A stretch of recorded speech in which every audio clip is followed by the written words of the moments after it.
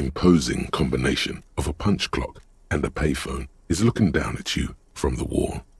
A note on the side says, "Tokens unavailable due to strike. Use change." The machine swallows your coin and seems to be waiting for your next move.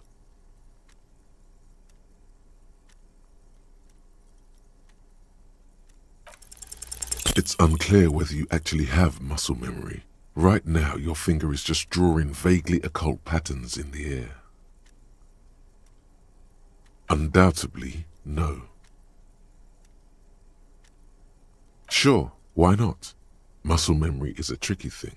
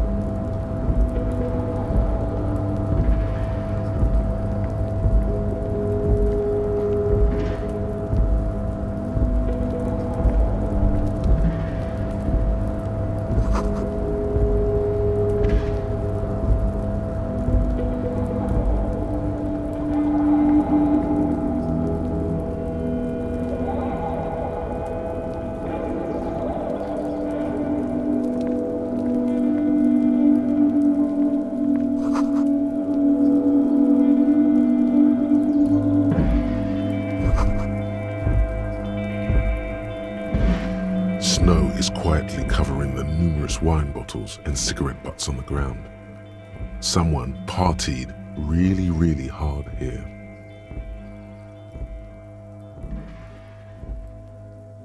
Well, yes, I think we can say with relative confidence that it was you.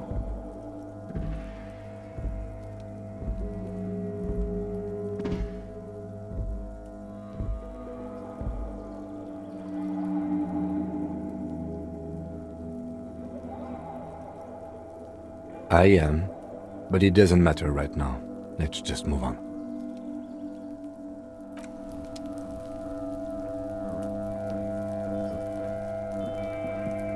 This is the night watchman's booth. The name on the door reads, René Arnaud. Listen, it's okay to take a few minutes to yourself. Sit down and have a breather.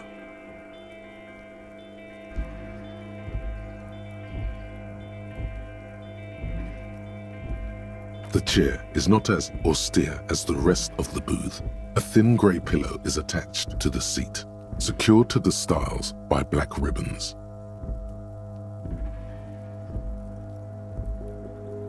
Stale air floods through your nostrils. Not a single mote of dust floats inside your lungs, though. The inside of the booth is immaculate. Stale air floods through your nostrils. Not a single mote of dust floats inside your lungs, though. The inside of the booth is immaculate.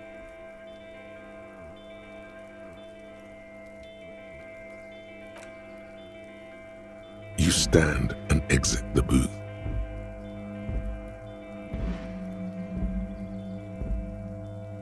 If you must. But please hurry. We are pretty easy to spot up here. Nothing incriminating catches your eye. The cabinets are clean and their sparse contents meticulously organized. There's a framed photograph on the table. It's a black and white photo of a young couple out in a street fair. The man, René, is dressed in a Royal Carabinieri uniform. The girl is young and very pretty. She is smiling playfully at the camera. Why did you take that picture of René?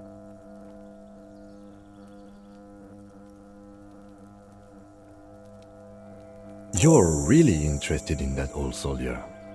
Not sure I understand your fascination, but sure, as long as it doesn't take up a whole lot of time.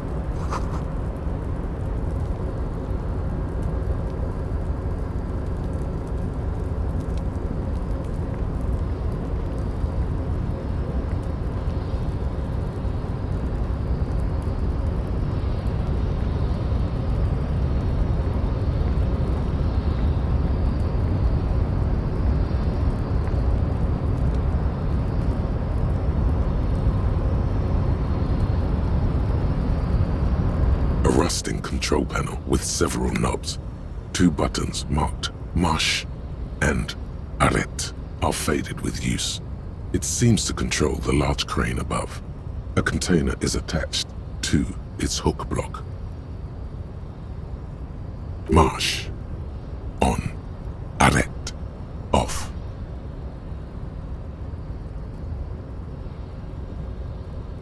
With a loud grind, the crane shifts overhead, moving a massive metal container through the air.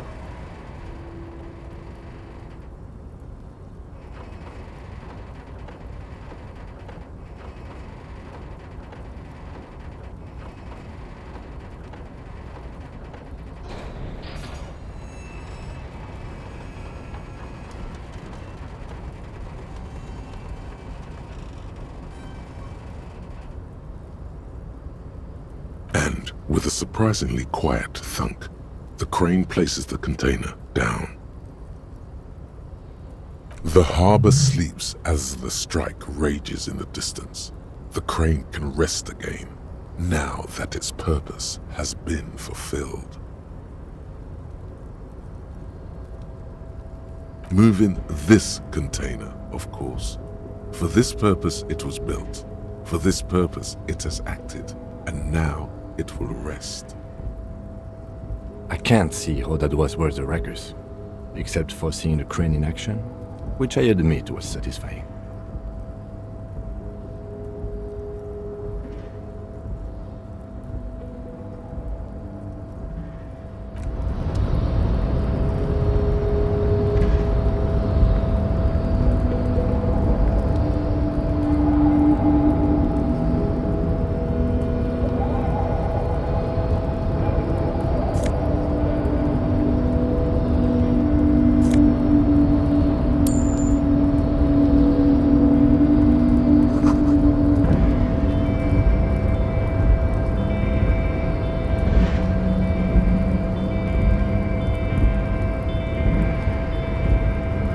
Before you stands a cargo container, just one of many in the yard.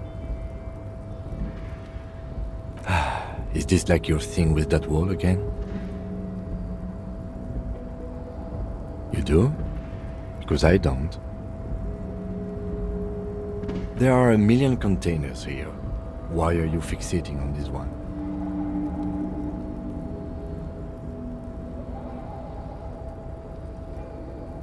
There may very well be, but we are not here to look for that. We are not here to interact with containers. We are here to get the body down from the tree. No reply. You attempt to turn the handle, to no avail. The doors seem to be mechanically locked. To your left, the lieutenant considers your actions with some puzzlement.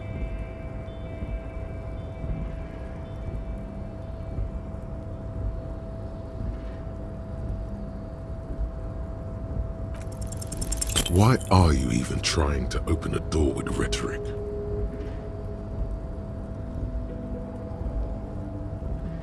Because what wasn't an option? Are you satisfied, detective? You attempt to turn the handle. To your left, the lieutenant considers your actions with some puzzlement.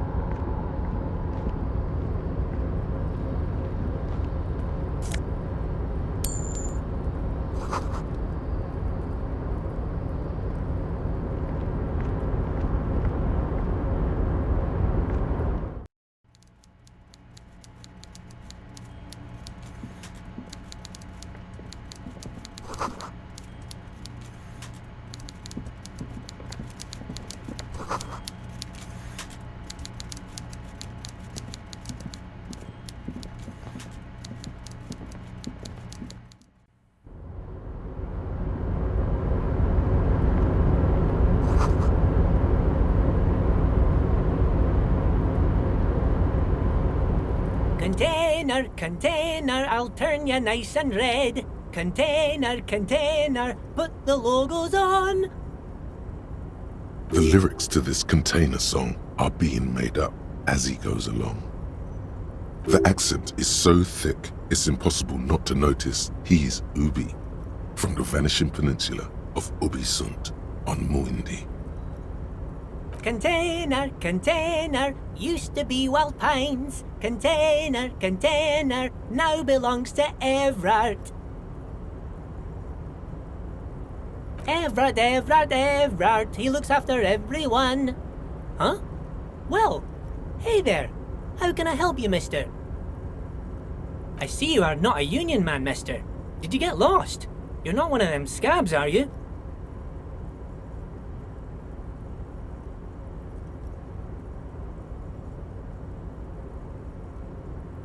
I mean, I don't personally mind. Folks is just folks, you know, and folks gotta eat.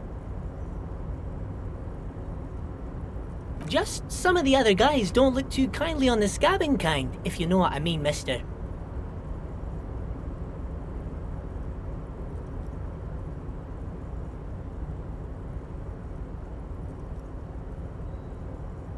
Oh, that one.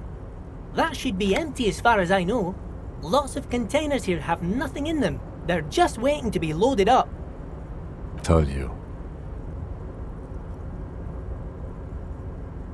Yes. Everybody needs a job, and this is mine. I'm Leonard, by the way. Leonard Bellick. But everyone calls me Leo. I'm like Mr. Everett's right-hand man when Mr. Edgar is out of town, and Mr. Edgar's right-hand man when Mr. Everett is away. Actually, Miss Beaufort is the right-hand man, but she's a lady. Who is this, Miss Beaufort? A real pretty lady with a skin like those Douai Sucre candy bars my missus likes so much. Them are real nice to suckle on once the dinner is done and me and the missus sit down beside the radio. But I can't listen to the radio all the time. There's so much to do around here and I'm always busy keeping things running here. Yes I am.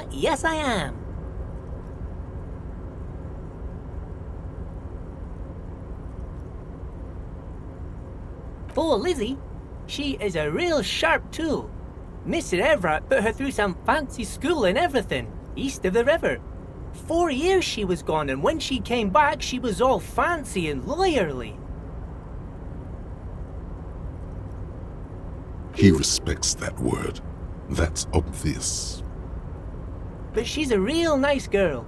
Grew up in this here neighborhood, knows everybody and gets along with everyone. Real pillar of the community one day, I'm sure. If me missus and me was to have a child, I'd be real happy if she turned out like her. But she can't have kids. Dr. Lemaitre said so, and she knows about such things. Been a doctor for almost 50 years she has. So Everett trained a lawyer named Miss Beaufort. Interesting.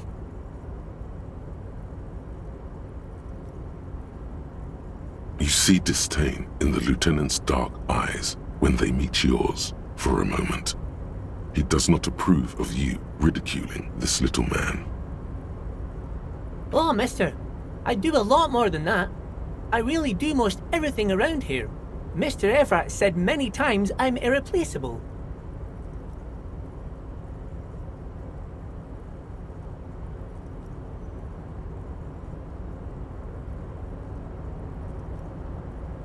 Oh, I'm just making some covers for them containers here. Yes I am. So it's easier for the crane operators to spot them.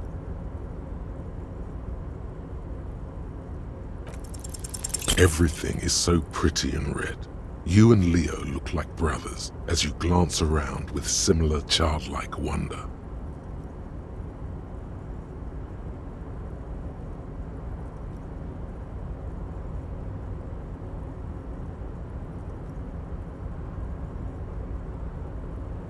Sure is, mister. Sure is. Really livens up the place. Yes, it does.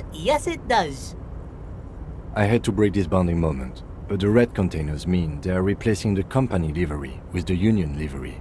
which means this strike isn't gonna stop anytime soon.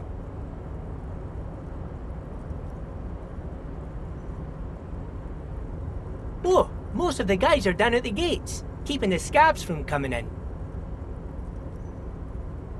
We're on a strike. The whole union is. You don't have to work when you're on strike. Ha! We haven't worked for 2 months now. So no one is working? Not everyone is down there, of course. Mr. Evrard is in his office, where he always is. And Jean-Luc is guarding the gate. But Titus and his boys got into some drunken trouble and Evrard sent them on a nice vacation. For a week or so.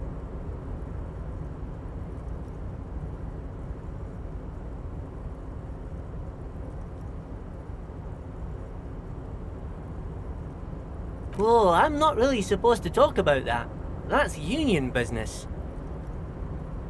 Him and his boys stirred up something in town. Probably drank too much and got into a fight or something. I heard Mr. Everett telling them to take some time off.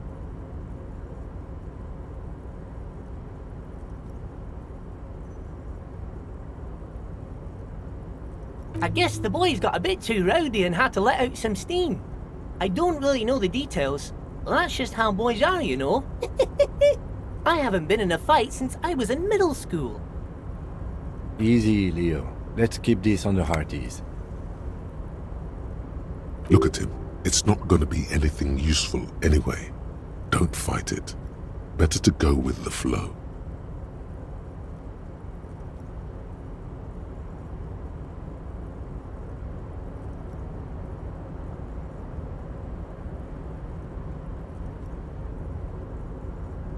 I remember I was the runt of the class.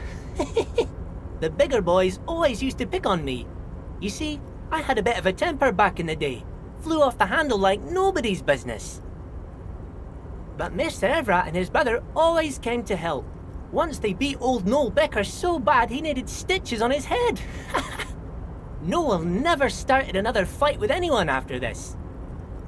Mr. Everett and Mr. Edgar are real nice guys, mister. You should go talk to Mr. Everett. I'm sure you'll be good friends. He's friends with everyone around here.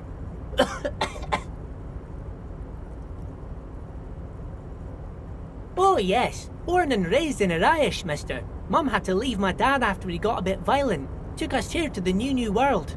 I was about 10 then. Too old to lose my accent then. People say us Ubies are up to all sorts of trouble with sheep and other animals and whatnot. I just want you to know there was never any of that where I come from. No sir, those are just nasty rumours. Thank you for clarifying that, sir. Oh, you want Mr. Everett then? He's an awfully nice fellow, he is. Him and his brother are both nice fellows. They've lived their entire lives in this here neighbourhood. Guys like Mr. Everett and Mr. Edgar, his brother, are real good guys. Made Martinez what it is today. Mr. Everett and Mr. Edgar and I went to the same school we did when we were boys. Oh, Mr. Everett is usually in his office, of course. But you gotta be quick if you want to see him. He leaves around 10 p.m. Bye-bye now.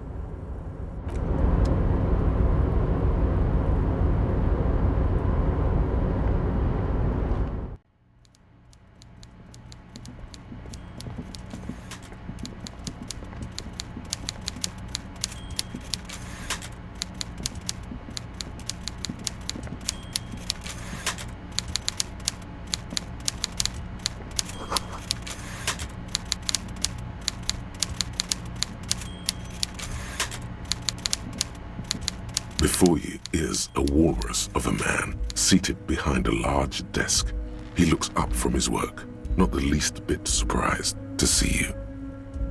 With great effort, he straightens himself up in his chair, yet says nothing. He simply stares at you.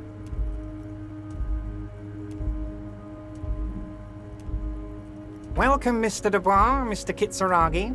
It's good of you two to stop by. Please, have a seat. I'm Everard Clare, head of the Debarders Union here in Martinez. I'd offer you my hand, but unfortunately my health prevents me from getting up. You understand? He looks extremely comfortable. The tiny folding chair, on the other hand, looks like a torture device. You go ahead, detective. Whatever he has in store for you, it can't be good, he thinks. I'll do my best. Forget about that. What's with this Dubois stuff?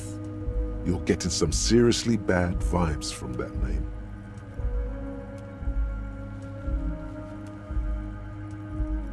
Please, Mr. Dubois, let us converse in a civilized manner, as equals. Take a seat. I insist. It's nothing. Yes, that's probably right. It's nothing. Forget about it. Filter it out.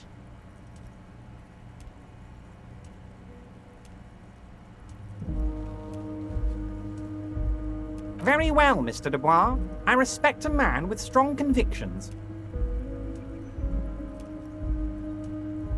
I, too, have convictions.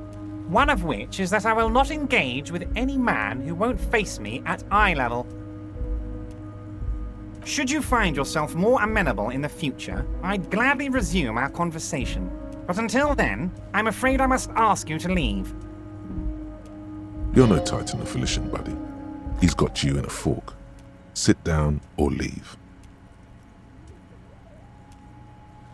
Excellent, Mr. Dubois. I can see that you're a reasonable man, and reasonable men can be of great use to one another.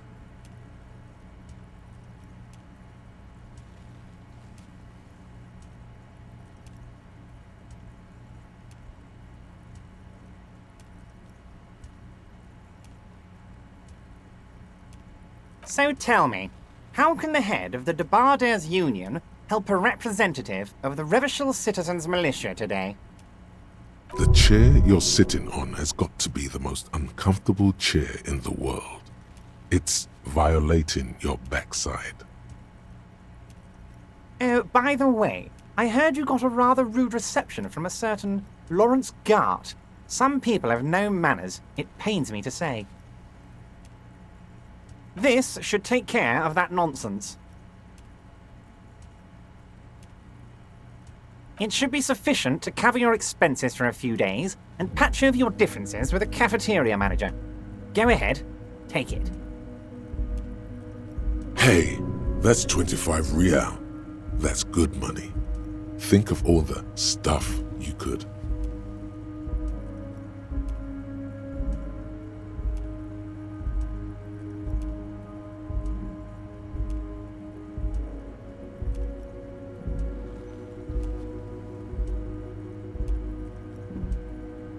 Don't mention it, but also don't forget it.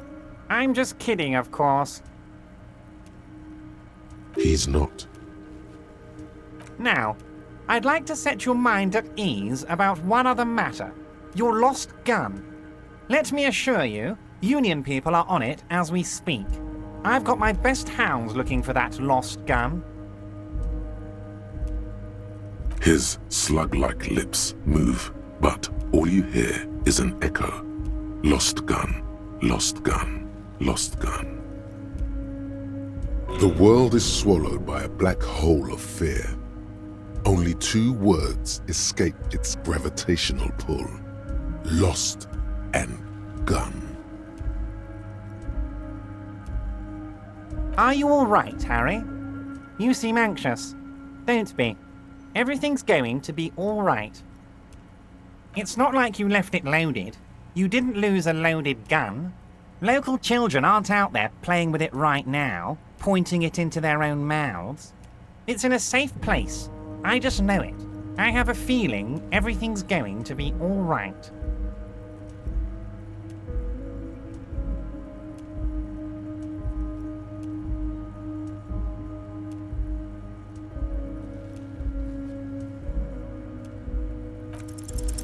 God, you're sweating. Your knee is jerking. You're about to cry, aren't you? You're about to cry because you lost your gun and those children are gonna shoot themselves with it.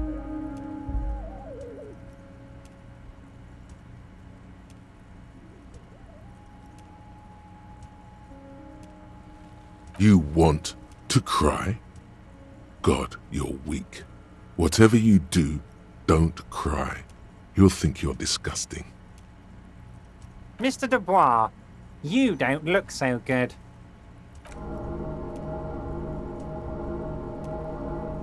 What is this, Mr. Dubois? He keeps repeating. What is he trying to pull here? You need to cool the fuck down. Chill. Mr. Dubois! Mr. Dubois! Harry!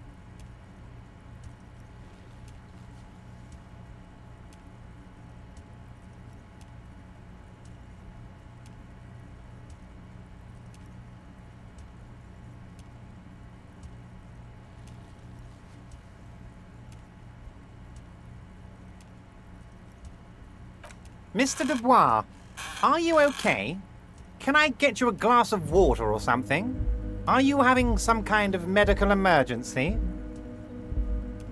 Maybe you could use your hands somehow, in a kind of throw-in motion, like you're throwing that Mr. Dubois act right back at him. He's Mr. Dubois.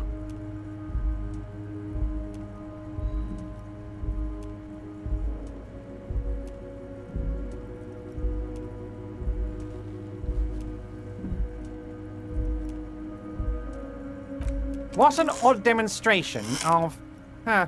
you got me, Harry. I don't even know what. As entertaining as it was, I'm afraid we're wasting our time. And I'm an extremely busy man, as I'm sure you are too.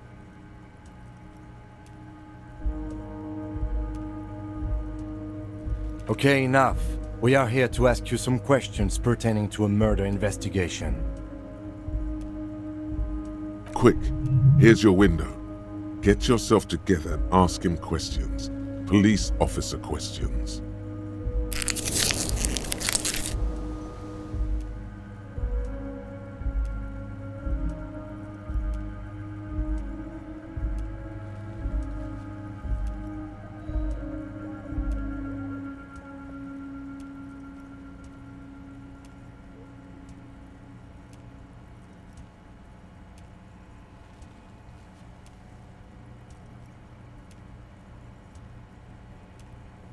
Oh, of course. That's your main thing here.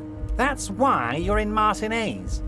I know everything that goes on around here, and I would love to discuss it with you. I mean, it's no secret that the lynching is connected to the strike. So much to talk about. Honestly, it's been weighing on me so heavily. I understand you need to interview me.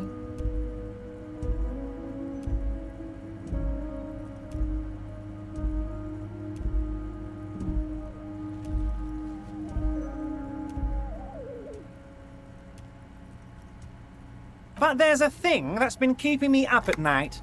I want to talk about the hanging. I mean, if we could just calmly talk, exchange information, we could blow this thing wide open. Yes, that sounds good. Let's do that. But I can't think straight with this thing weighing on me. You're police officers, aren't you? I have a crazy idea. You guys are basically door-opening machines, incredibly talented at opening doors.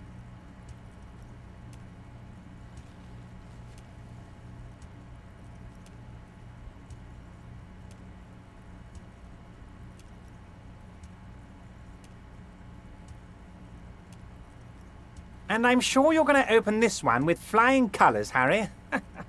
This really is very simple, and there's nothing shady about it. The stars aligned into a cosmic frown here. He has your fate decided. Bide your time, however, and let the stars continue their course, and that frown shall turn into a smile. Only if you play along.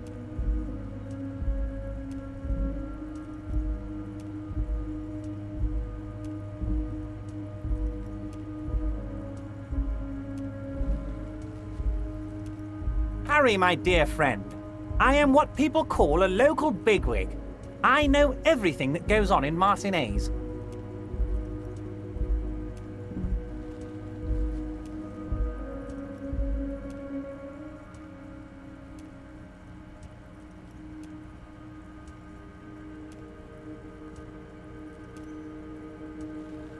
Oh, no one's. It's just a weasel. A weasel lives there. Nothing for you to worry about. A loud blabbering weasel. When weasels feel no one is watching, they start acting foolishly.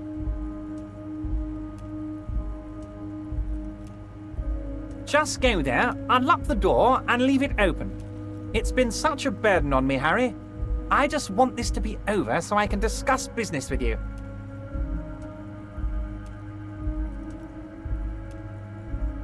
Harry, I'm a very busy man, and more importantly, I don't have that extraordinary physique you do. You look like you could run around all day. You want to send someone a message that the police are working for you. I repeat, I'm a very, very busy man, Mr. Kitsuragi, and therefore I must occasionally enlist outside help. So what will it be, Harry?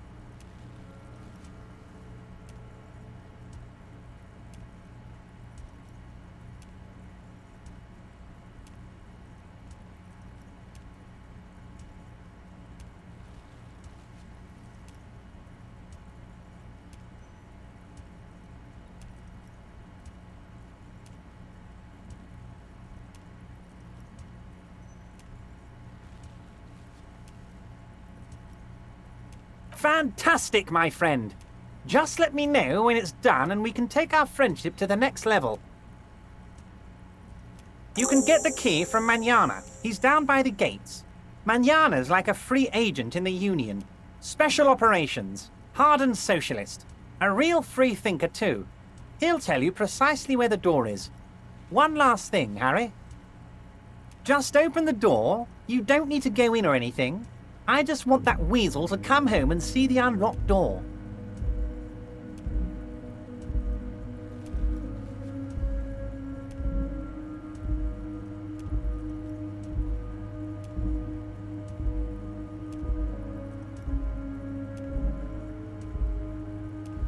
Honestly, I didn't want to bring it up, Harry. I heard you have become Measurehead's race pupil.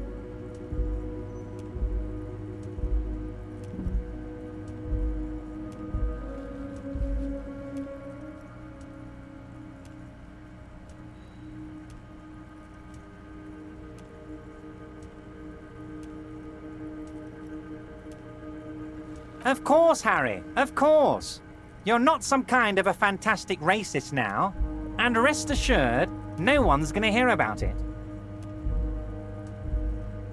No one's gonna know what you did with race there, Harry. Your race bonanza is safe with me. Word of how racy it got will never leave Martinez. You can see the map of Revachol in your head. Dozens of red arrows are pointing outwards from Martinez, moving all across the city.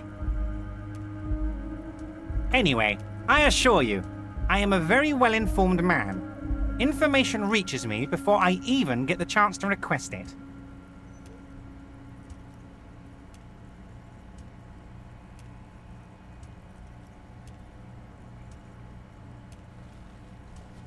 Of course, let us dispatch with the formalities.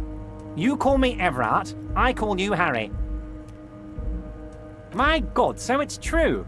I didn't want to believe it, but you are a fantastic science fiction amnesiac cop, aren't you? What are the odds of that? I think the odds of that are very low. It might be a good idea to hide your confusion. I mean, see what his game is first.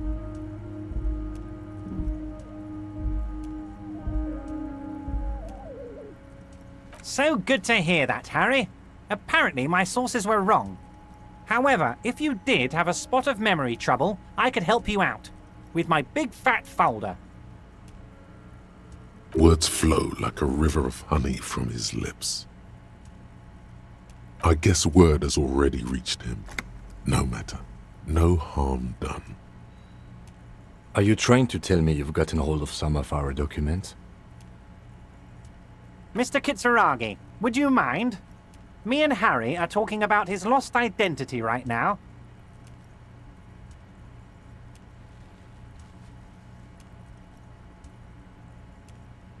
Don't just jump to the folder.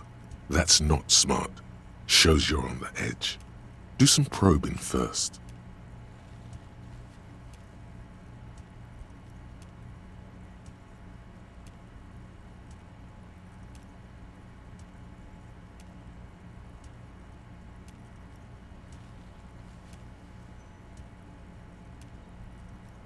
It's Harry.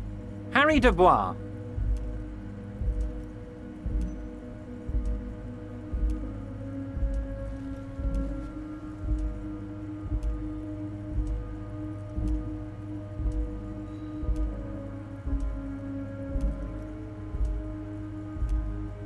No, I'm really not. You are Harry. And I can work with you, Harry. Now, what else can I do for you? Family? Harry, you're not a family man. There's not one peep of family in here. Unless you think you're a family man. Do you strike yourself as a family man, Harry?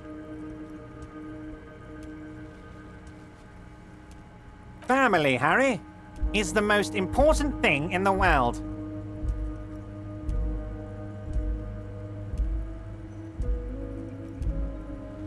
Well, Harry, if I were to sum you up in one word, it would be apologetic.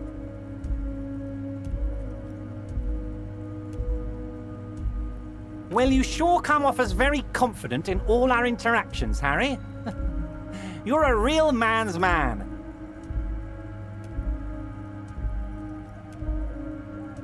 Ah, this? My friends in your organization gave it to me, Harry. This translates into, haha, you guys are so corrupt. I find that very suspicious. May I have a look?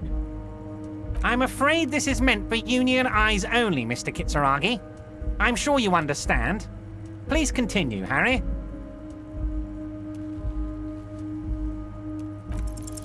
As you look at the folder, Everard covers it with his hand and pets it. He's hiding it from you because it's not a real RCM folder. It's just another one of those brown folders you saw in the file cabinet. Okay, Harry, you got me. This is from the Census Bureau, not the RCM. Those Census Bureau people are absolutely corrupt. You should do something about them. He got the name from the Census Bureau, and everything else from your actions here in Martinez. Yes, Mr. Kitsuragi from the Census Bureau. Like I said, now I'm actually a very busy man, so is there anything else I can do for you, Harry? That means he doesn't really know anything about you. A pity. The mystery of you will have to remain a mystery for the time being.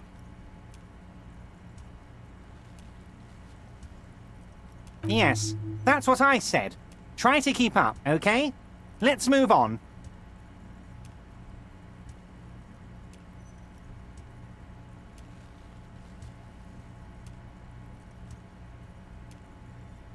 You might have noticed there's one hanging on a tree behind the hostel cafeteria. Oh my. Don't take this question personally, but why would I get involved in this matter? Mr. Clare, the man was hanged with a cargo belt, a steel-reinforced cargo belt. It's safe to assume the Union had something to do with the murder. Besides, getting the body down would benefit all of us. It's a stain on the neighborhood.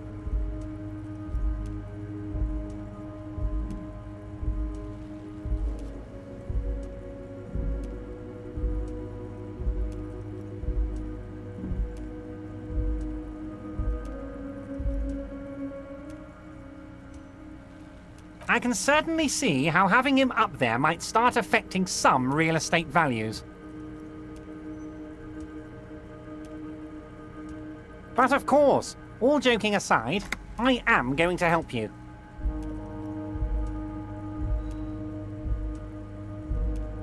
Jean-Luc, my boy, I'm sending 2 police officers down.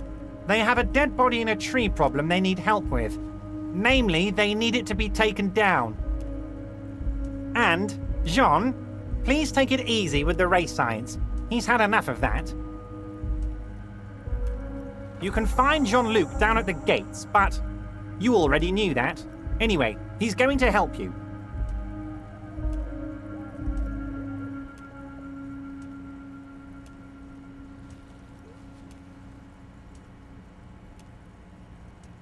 Yes, your lost gun.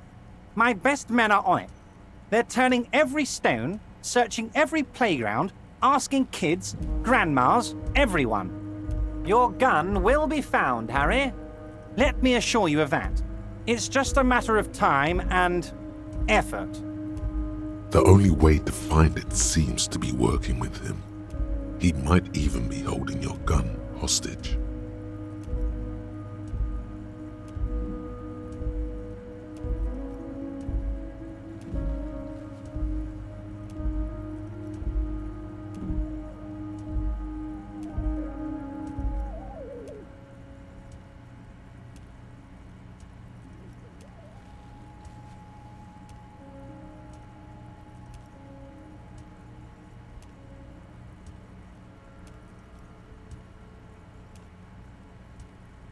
Yes, thank you for the hot tip regarding your lost gun, Harry. My men have indeed factored in that you pawned it. Now please, let the professionals do their job. Kick back, Harry, relax. I have great guys on this. You focus on what's important, building our relationship for the good of Martinez. It did not come as a surprise to him. He might actually not be bullshitting.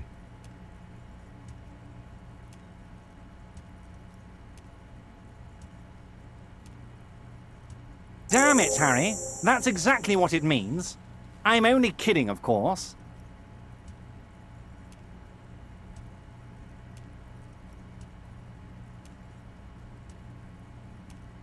He is not. Of course. I understand. We help you, you help us. My dear Harry, there are literally millions of containers in this harbour. I couldn't possibly remember what's in all of them. Harry, you smooth-talking son of a bitch. Time is a precious resource, and I don't have enough of it to count containers with you. Smooth talking. Maybe that's the way to go about opening the container. You should at least try convincing it.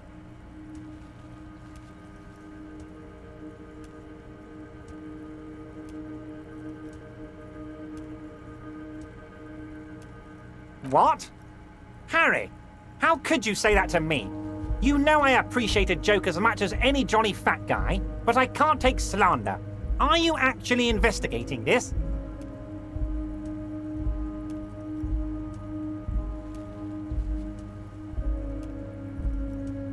Harry, you wound me, Harry, in the heart. But I trust you to put this to bed. Do what you must, and let's change the subject, shall we? He's hiding his real reaction beneath courtesy. Thank you for your understanding. We will continue to do what we must. You too, Lieutenant. You know, I like you, but you never were my favorite. I'm a Harry guy. I'm Team Harry. None taken. Did we have anything else to do here, Harry?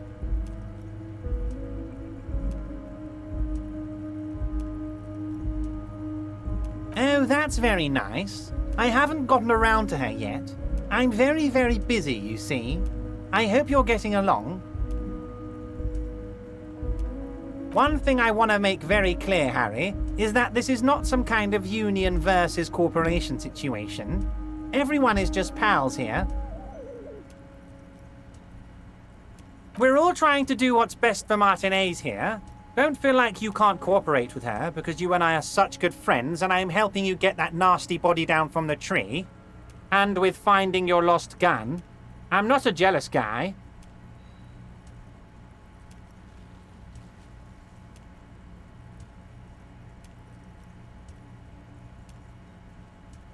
If she actually wants to see me, she will find a way. Any good negotiator would. And I just don't have anything to discuss with a bad negotiator. He doesn't want to see her. It's as simple as that.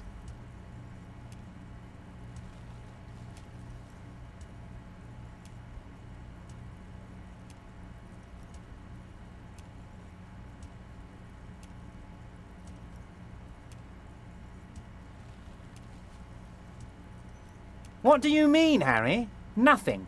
I let him go.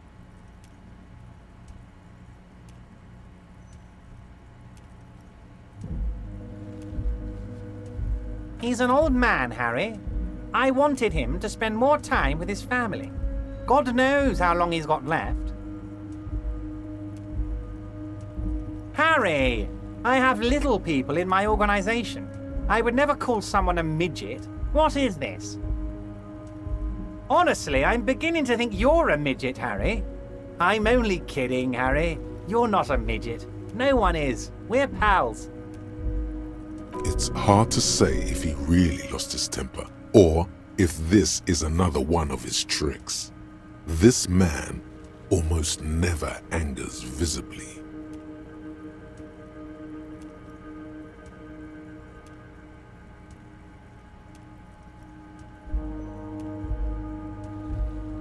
Yes, yes. Low balling, of course. This isn't a casino, Harry. Real people, real livelihoods are at stake here. But everything's a casino for those rich types.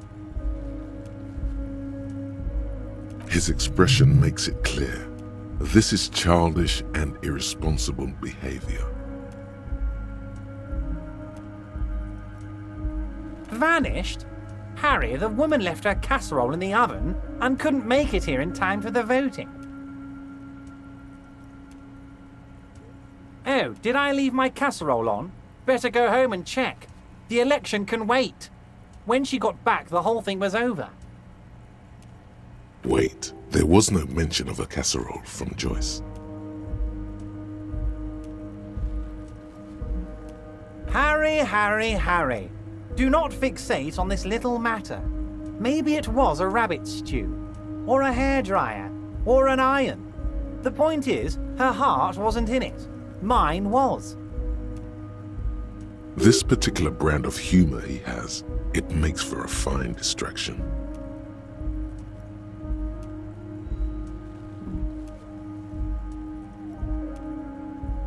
Of course, Harry. Let me just assure you one more time.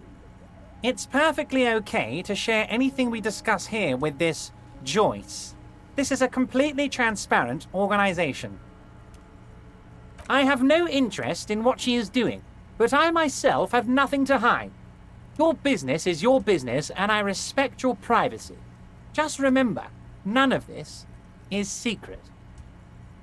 Tell her about all of it. My brother's picture, my singing swordfish clock. Tell her how overweight I am and how I'm helping you find your lost gun.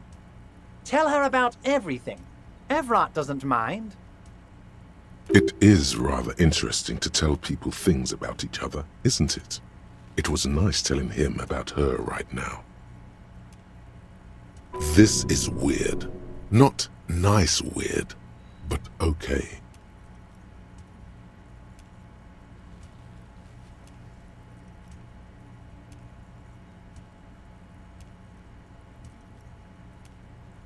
Great! You want to bounce something off your old friend Mr. Clare, right? Well, let's hear it, Harry. Absolutely, Harry. What's on your mind? Wait. You need this to get in and out through the gate.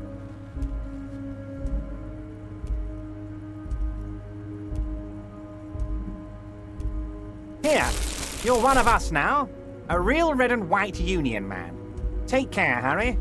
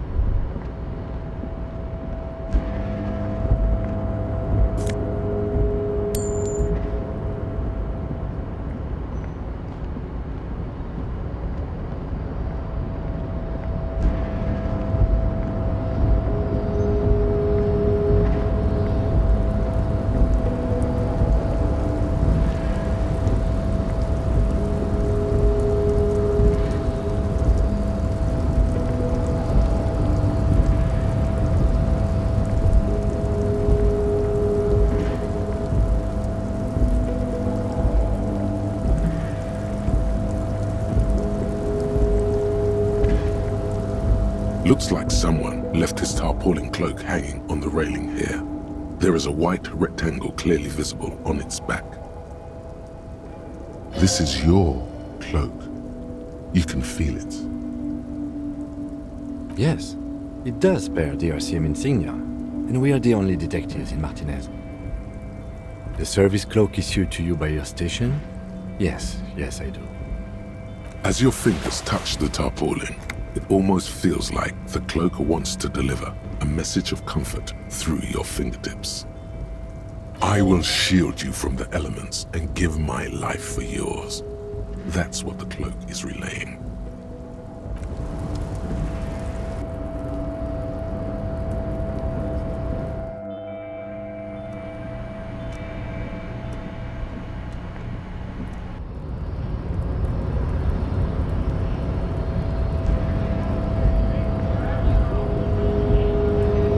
So, how'd you like our harbor?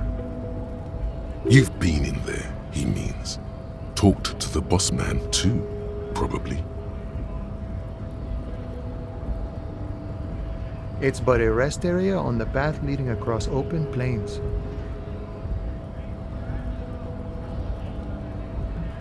Right, you talk to the boss, eye to eye, like men of the plain. If you have any more questions, I'm set to talk. A key, huh? What door is this key supposed to open?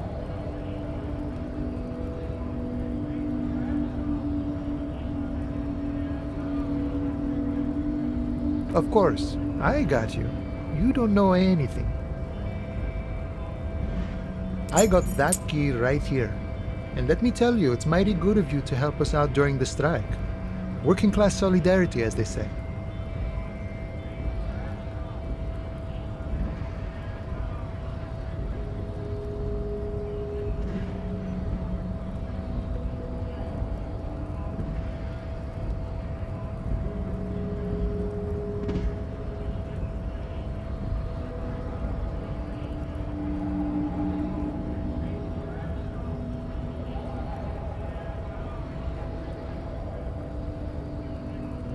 I knew this man was a commie.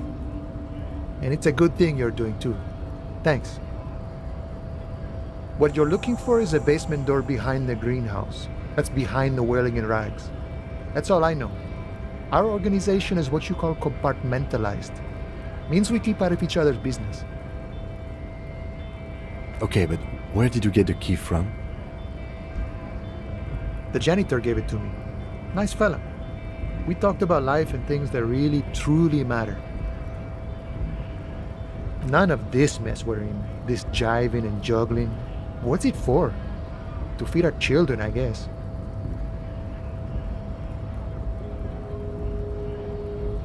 I'm more of a philosophical dock worker. I like to talk about the big picture stuff. Who I am, who you are, what we are fighting for. He means he's not going to tell you because he doesn't know. But he will shoot his mouth off with you now that you're working for Everard. Who he is and what they're fighting for? This is interesting.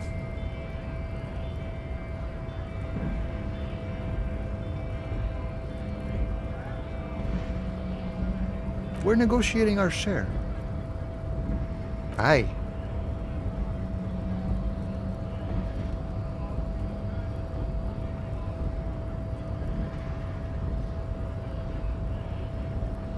All of it. However, right now we want all the harbor workers to be on the company's board, so they could take part in the decision-making process. This seditious talk sounds like communism. Just so we're on the same page, communism is basically wanting to kill the rich people or deporting them to a labor camp in southeast Grad. But don't say that out loud if you're a communist.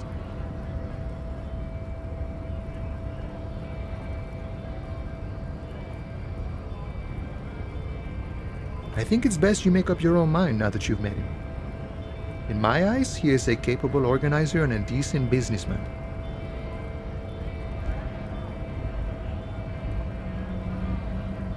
I guess you kind of get to be the village chief. He oversees the harbor, makes deals with the owners or other relevant parties, watches out for his own. By that, you mean corruption? By heavens, why would he not be corrupt? We live in a harsh and disordered world, see? And in this world, the old man is corrupt for our benefit, and we know it. Appreciate it even. He is, personally, not too lavish.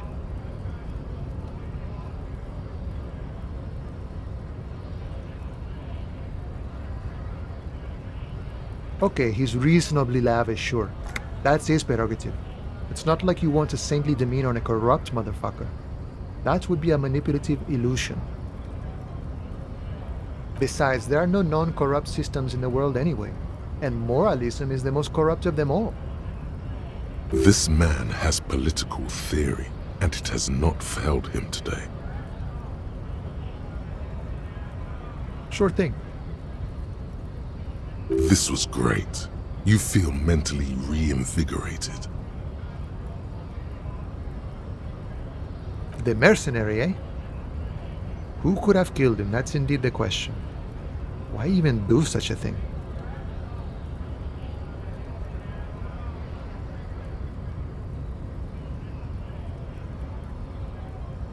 What a thought! Why would noble workers resort to such a thing? Unless they were pushed, of course. Your dead guy was an enemy combatant.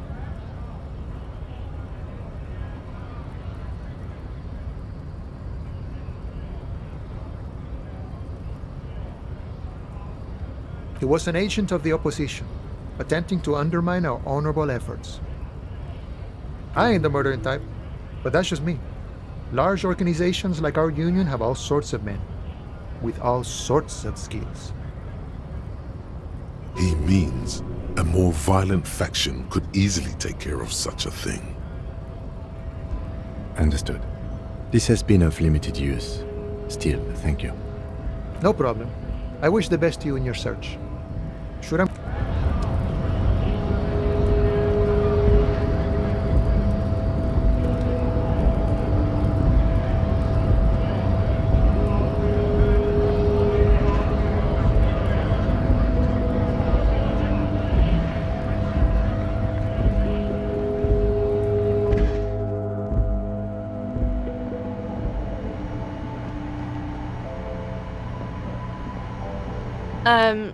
Is this about the questions again? Because I don't really know anything.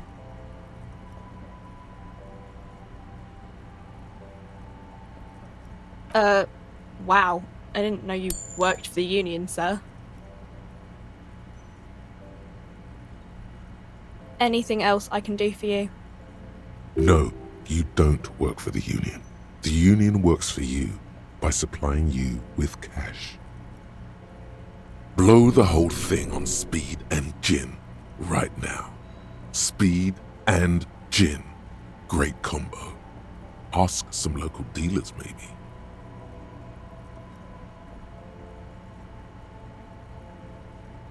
A warehouse?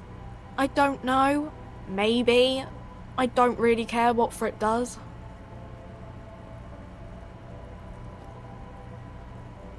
She scrunches up her face into an expression of consummate adolescent skepticism.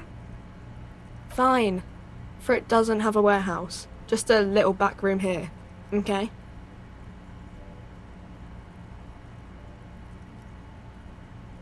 Reality? You mean, what reality? Economic reality, or...? She is like a student unexpectedly called upon by a teacher. Can she answer the classroom question? I don't really know anything. I mean, I'm 15.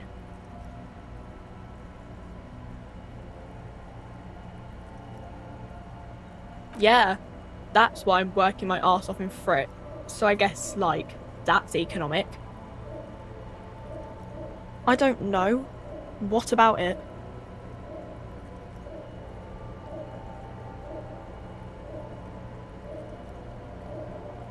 When ordinary people take over the government and demands democracy. Yeah, it happened like 50 years ago or so. Sorry, I'm not very good at this.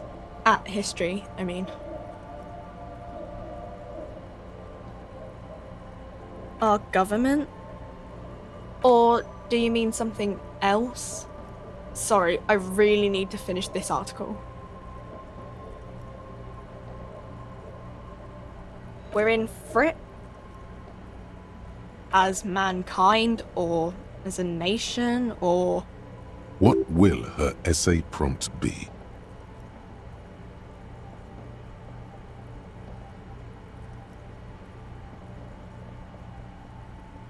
in a good place? I mean, science is doing great, and this radio computer thing seems to be kinda big. I don't know.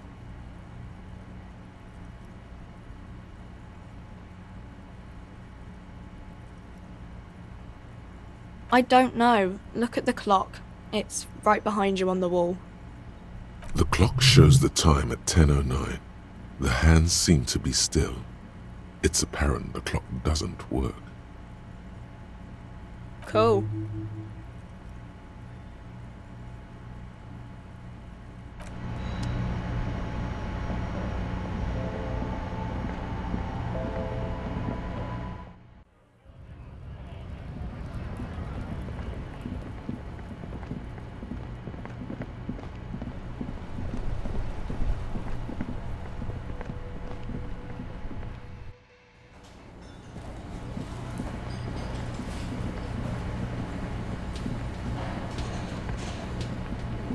Can I help you?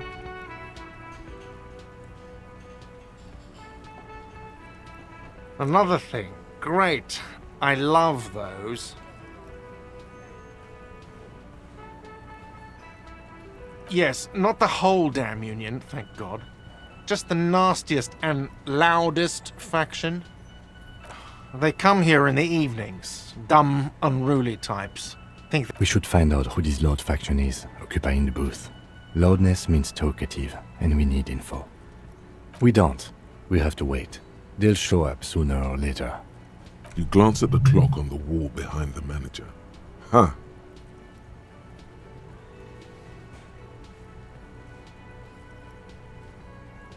Good question. They're probably getting drunk or protesting something somewhere. Or laying low after the, lynching. They probably fucking killed that guy or something, and that's why. I have a feeling we'll make their acquaintance sooner or later.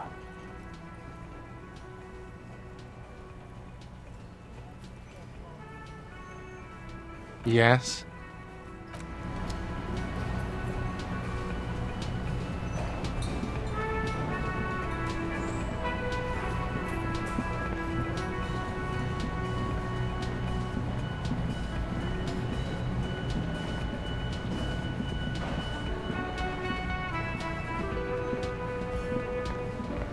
The worker is in a deep slumber.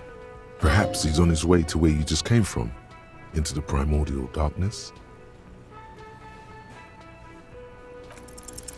There is only one way to awake this bone idol from his slumber.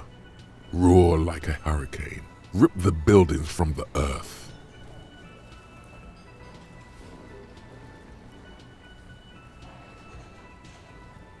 Why the yelling, man?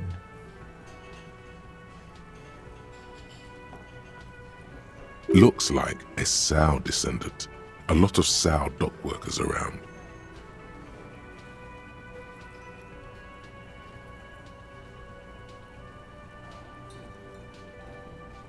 Wait, what? I was just sleeping. What do you want, officer?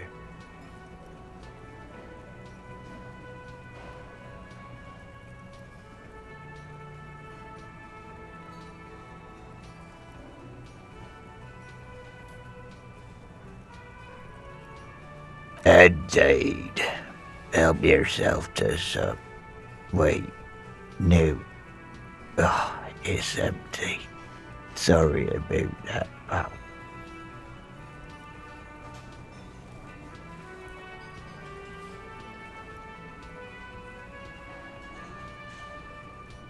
That's the name of my employer. I work in logistics. He doesn't sound too enthusiastic about this. How's it going?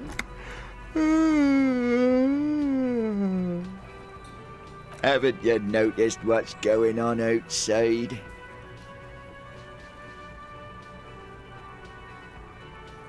Good. Then you understand the gist of it. We would all be better off without the employers and their employment. For one, I can get some goddamn shut-eye. Right to sleep, I say.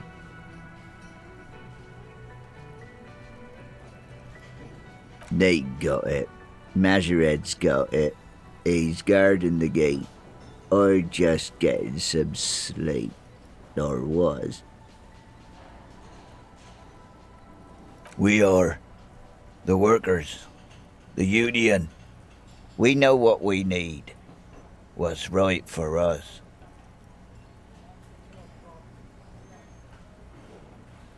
Okay. I guess there's also Everard. He's in charge of the union. He's smart. Knows how to negotiate.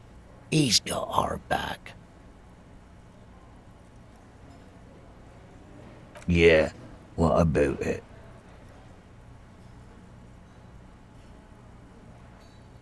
You know, people die here every day. Someone's found in a ditch, another one falls in a manhole, a third one gets eaten by stray dogs. If someone has decided to die on top of a tree, then how is it my concern?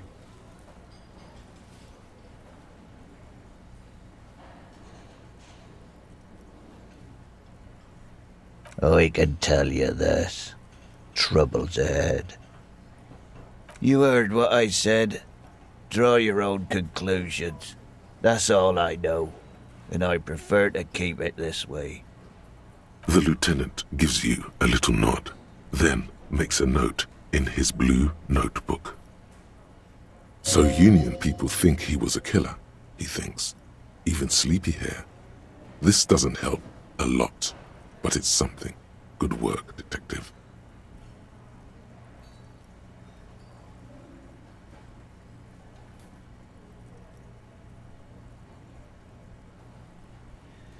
Thank God, no.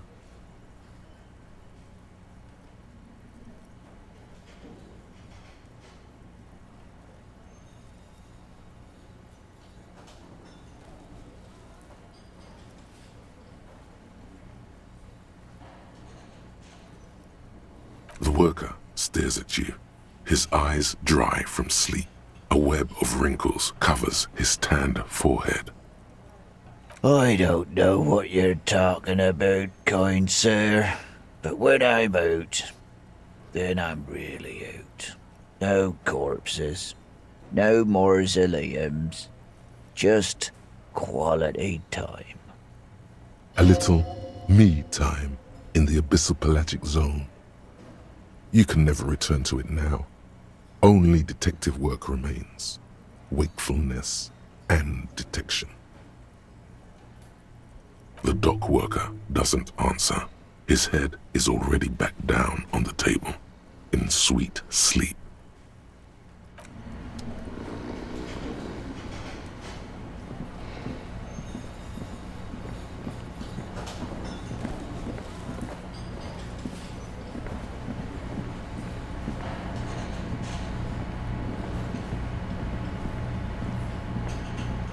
You see a heavy steel door with a prominent dimple lock.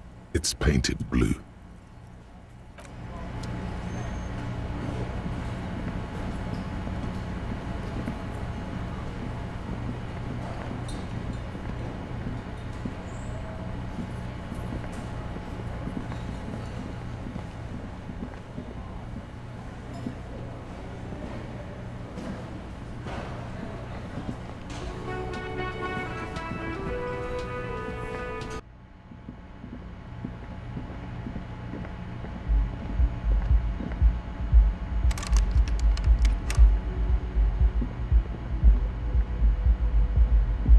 This is the door to the room you redecorated. Just a moment. We should talk about our progress on the investigation. Let's go out to the balcony.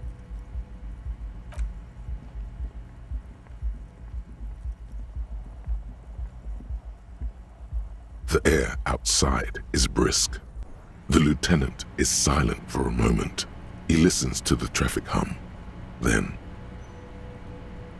Now then, we should talk about the investigation.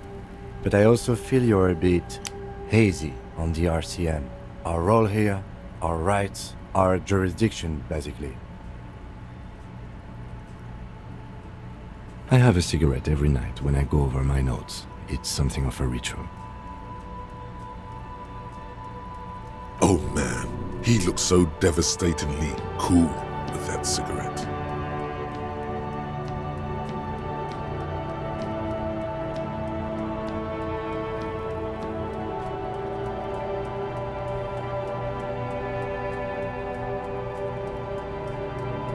I apologize, but I only brought one with me. I have exactly one cigarette every night while going over my notes.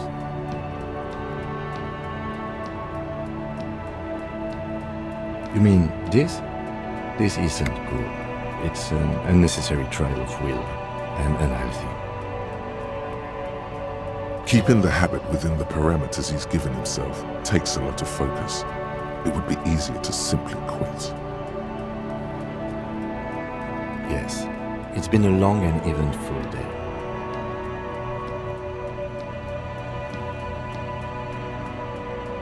Well, we inspected the victim's body, so that's good. It was not easily approachable in that state, but we did it. I would say our initial inspection was very thorough, and we have solid leads to follow up. The body is still hanging from that tree, which is unfortunate. And there's still much to do at the crime scene.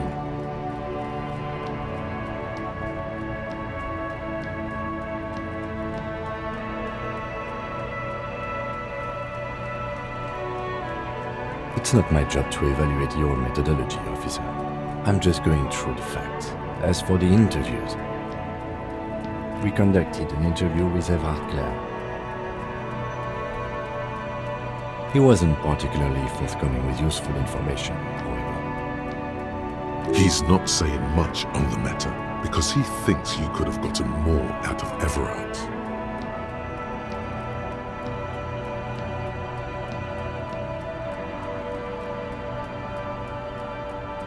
Claire also helped you, how should I say, remember your name? That's a relief.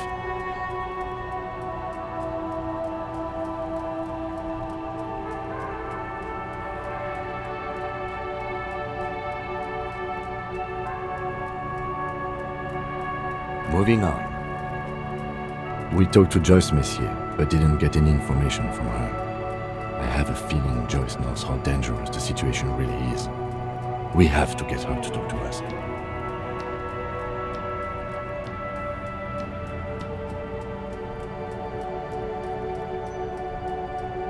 If Kim is emphasizing something this much, it really must be important. Above all, though, today was exhausting. What's with all the running? You run a lot. Is that a standard Precinct 41 practice? I have a really good theory about why you're running so fast, son. Just you wait until we get up tomorrow.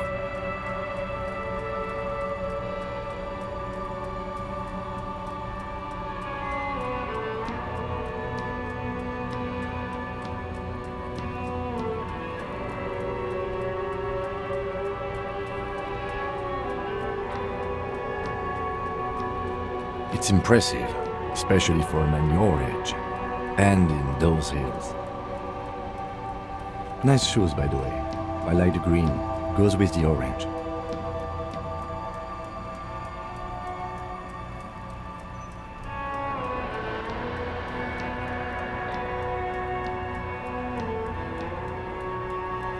The dying lights of the city shimmer below. Slowly, like luminous clouds, they pass on his lenses. The lieutenant looks at his slim cigarette, contemplating the next drag. This Soldier is the highlight of the day for me, he thinks. This little stick right here. An aerostatic passes overhead, the whiskers of its floodlights on the ground below. Kitsuragi's glasses light up as he looks to the sky. 2 glowing circles. They really don't like us here. And the mouth on that kid, Kuno. It's different inland, in Jamrock and the GRIH. It's our fault for leaving this place to the dogs, to the Union, to the company, not daring to come here more often. This place has fallen between the cracks, the jurisdictions of our 2 precincts. We run this city. West of the river is RCM land. It's incredibly hard. Human beings are... But we are in control, and it's worth it. The organization works, our systems work. If they didn't, the city would disintegrate.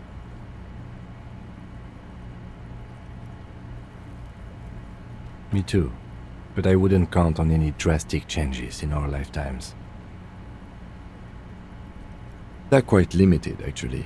The power officers of the Revachol Citizens Militia exercise most frequently is imposing fines of up to 1,000 real for offenses, in accordance with an interdepartmental schedule.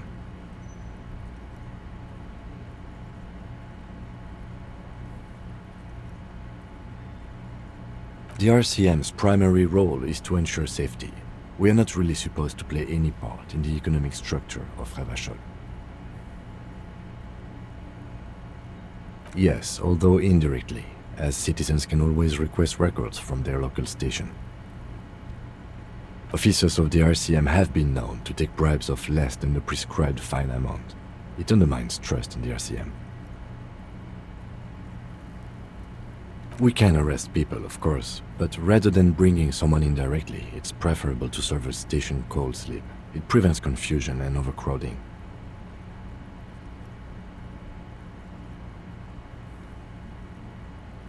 You can't.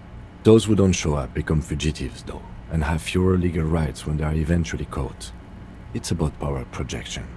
Thus far, they seem to mostly show up. We are permitted to use whatever force we deem necessary, even lethal.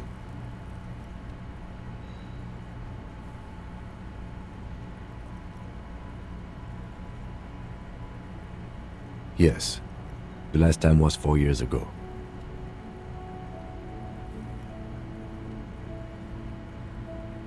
You have to supply compelling evidence for why it was necessary to use lethal force. In these cases, your partner is usually your witness. Not a good position to be in, by the way. Internal Affairs handles these cases thoroughly, by cross-examining you for inconsistencies. It is hard to cover for anyone, which is for the best.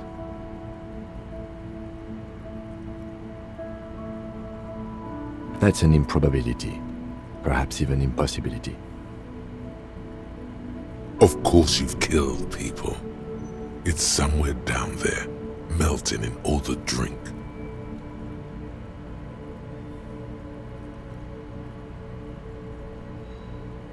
Precinct 41 is known for a higher than average rate of police violence.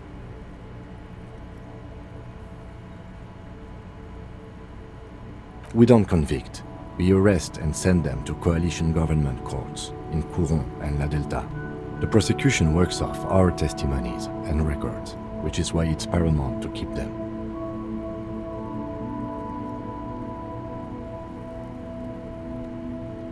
The coalition government, and the moral intern more broadly.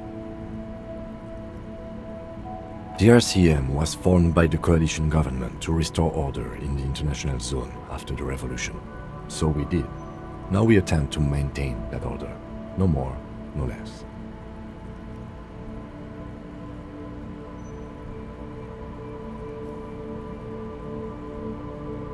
Or perhaps it is better to say we were allowed to form. It's a point of contention whether the citizens of Revachol or the coalition government founded the RCM.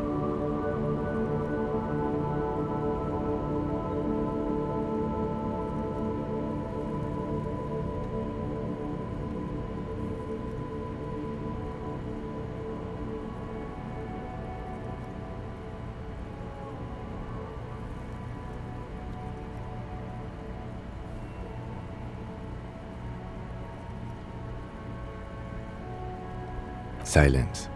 A great comment to such a conundrum. The Moralists International are the world's largest political organization. You know who they are. They have been running this place after the revolution failed.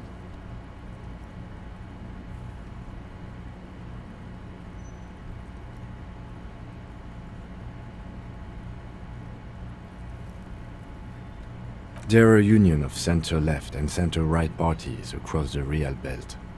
Our coalition government is just one of its many projects. They also run the ICP, EPIS, most intergovernmental organizations in the world.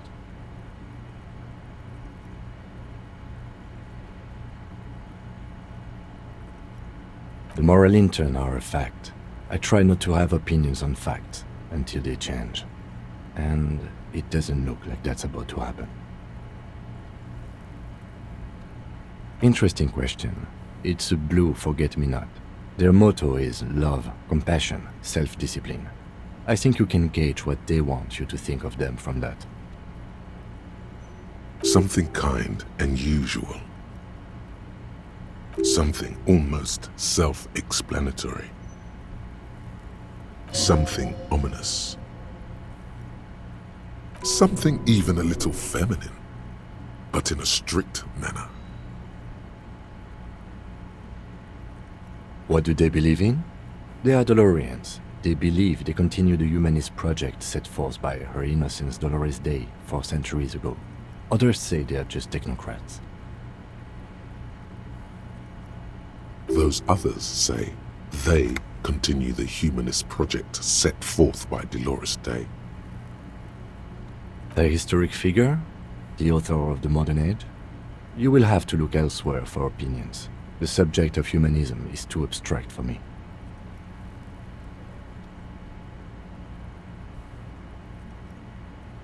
Do you?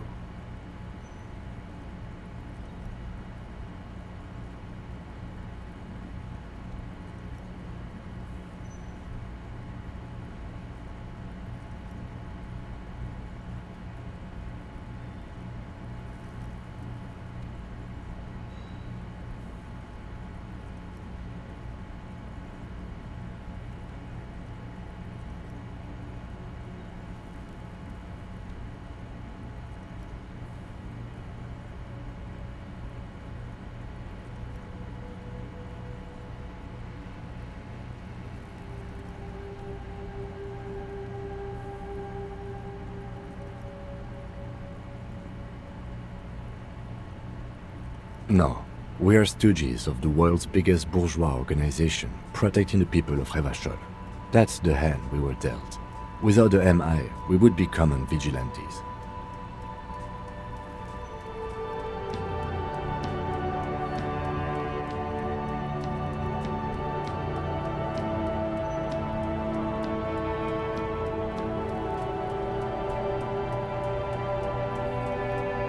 Then you will adore Martinez. For many of these people, the Union especially, vigilantes is precisely what we are. Personally, I don't enjoy it much. The lights of the orphan district are reflected in his glasses, the red and golden orbs of the motorway sliding like pearls on a string from east to west as Revachol commutes back to the suburbs. Tomorrow is Tuesday. Monday is over. Yeah, it's getting very cold now. Let's go.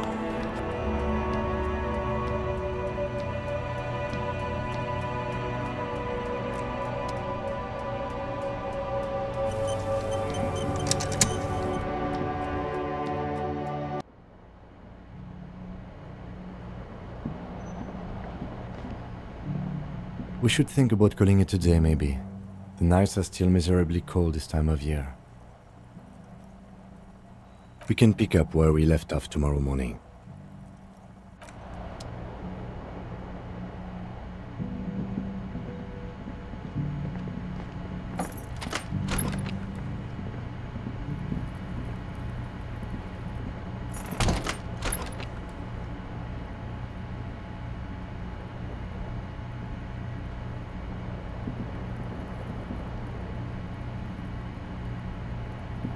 The fan stands still, The switch must be broken because nothing happens.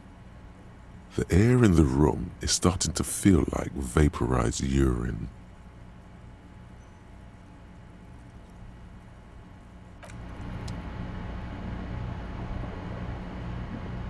The window stands broken in its frame.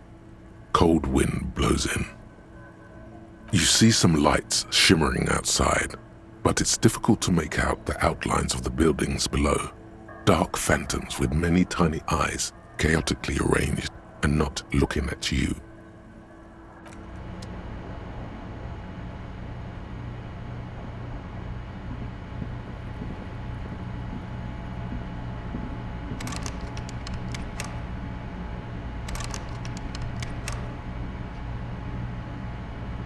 A mirror hangs on the bathroom wall. In it, your face, adorned with the expression.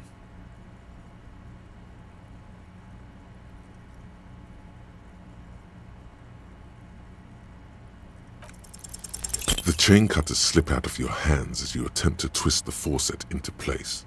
Well, you know one thing for sure. You've probably never been a plumber.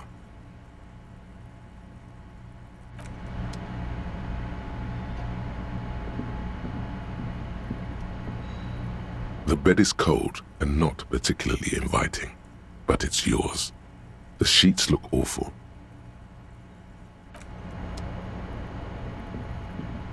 The fan stands still. The lights are on. The lights are off again. The bed is cold and not particularly inviting, but it's yours. The sheets look awful. The sheets feel at once coarse and clammy against your skin. The bed sags beneath your weight as you stretch out and finally close your eyes.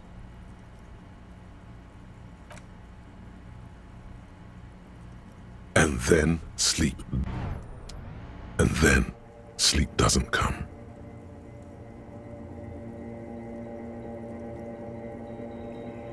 Obviously, you're in bed with your eyes closed, but it's not happening.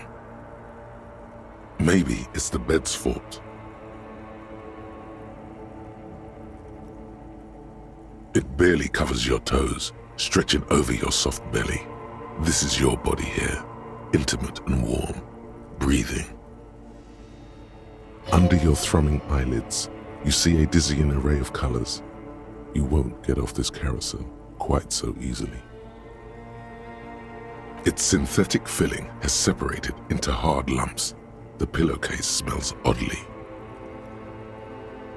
It's a little better. Colors, scenes, and half-formed phrases still litter your mind. Part of you is still trying to solve the case, isn't it?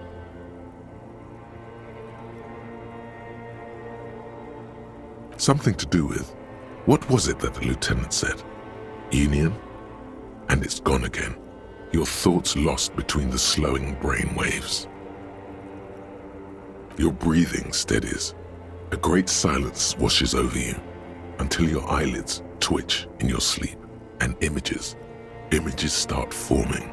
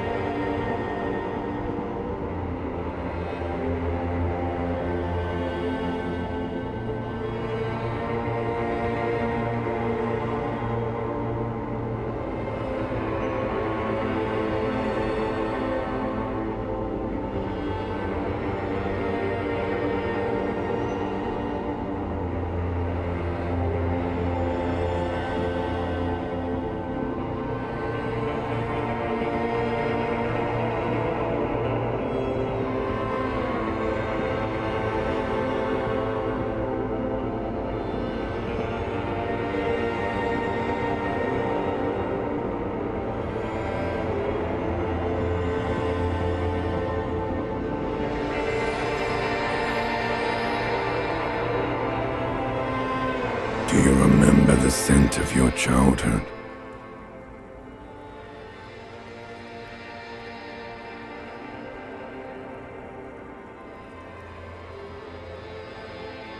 Do you remember your wife's hand on your face?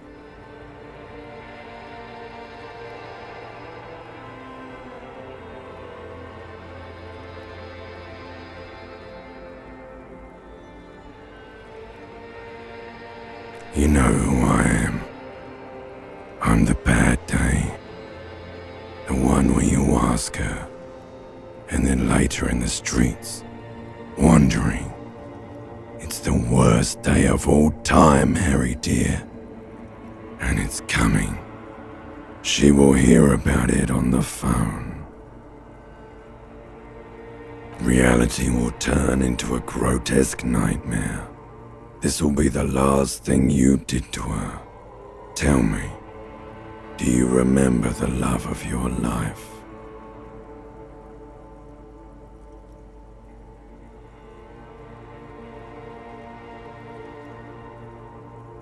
Oh no, Funky baby, you stayed. It was the rest of it that left.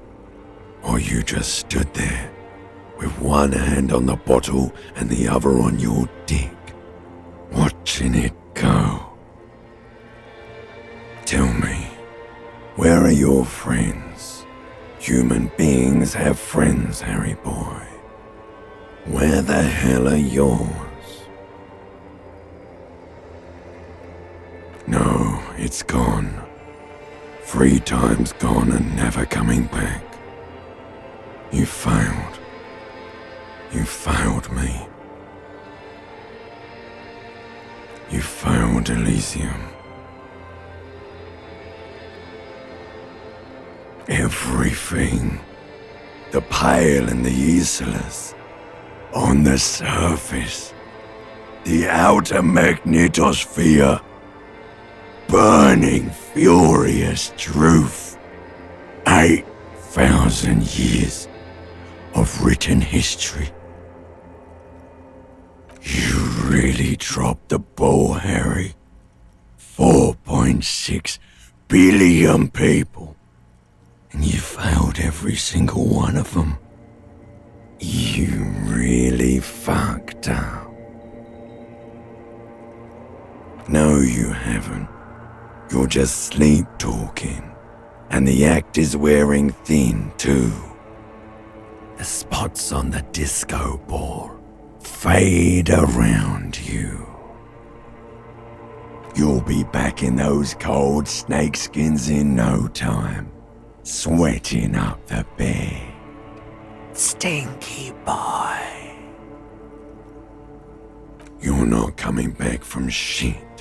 Thrashing around in that high conductivity state of yours, bumping into things and acting like a clown.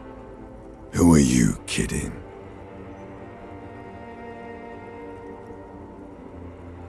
You're trying to what? I can't hear you. This is just a word dream now. Jumbled up garbage. The pictures are gone. The bed rises to meet you. A thin, sleep-like state. More glass than velvet, grinding in your head. So something is wrong. Sleep shouldn't be this bad, this dry, this unnourishing. There's something wrong with your thoughts. Some kind of new type of hangover.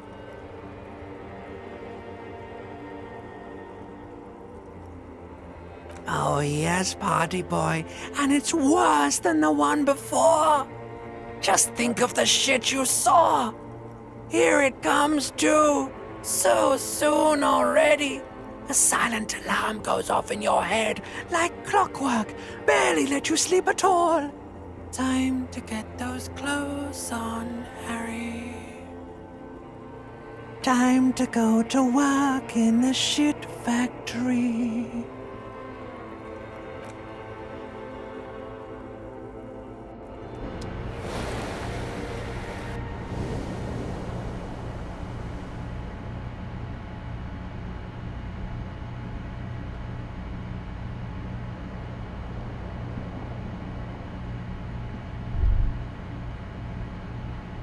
Good going, buddy.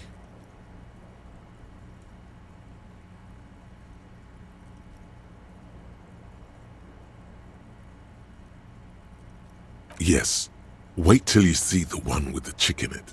It's gonna be a good one. You feel even worse this morning than you did last night. You mean, why are you so tired? Too tired and down to even think? It is worrying, isn't it? You can't be a detective like this. Detectives need to be able to think.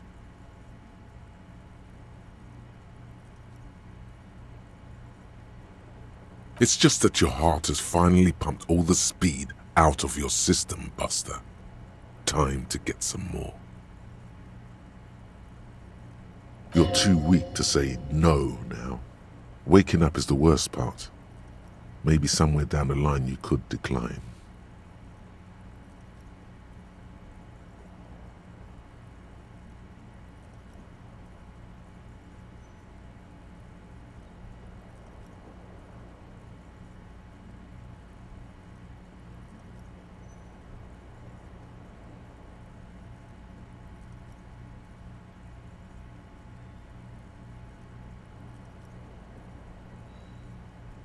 Speed is a potent central nervous system stimulant.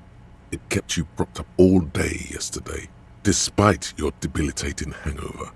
How else did you think you even got up from this floor? It's power, man. It's professionalism. It makes you feel like you're young again and ready to detect, ready to go to war against the world.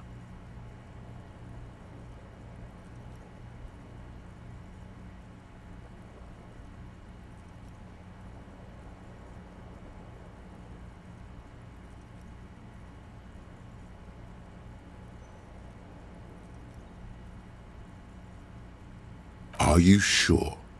Ready to live as this pathetic shell of yourself for days? Basically, a week. Let's be honest, 2 weeks. Maybe 3. You won't make it. Half the town will be dead by then. You will be fired. Suit yourself, slow, sad shell man. See how you do without your spark.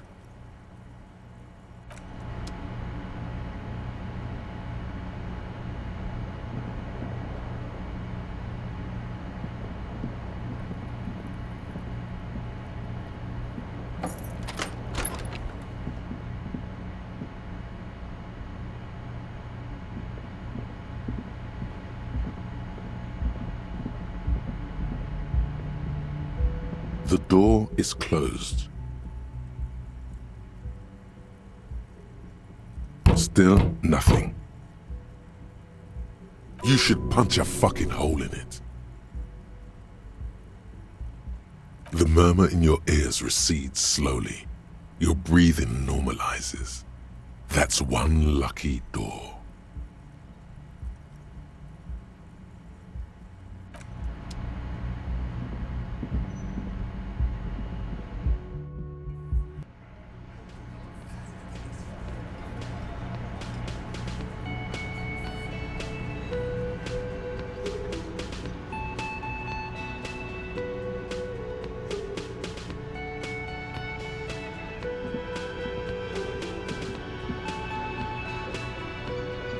Morning. Looks like we can get to work at once. The Union muscle turned up. They look rowdy. We should talk to them. I completely forgot. Sorry, I had a rough night's sleep. It's them by the looks of it. Loud and nasty, just like the manager said. One loose thread less to worry about, and one big problem to replace it. I mean ungovernable. Martinez isn't exactly enthusiastic about the RCM being here. They prefer to be policed by the Union. These men here. Men who drink beer for breakfast? There's talk of an armed wing of the Union called the Hardy Boys, who are responsible for state policing. I think it's them.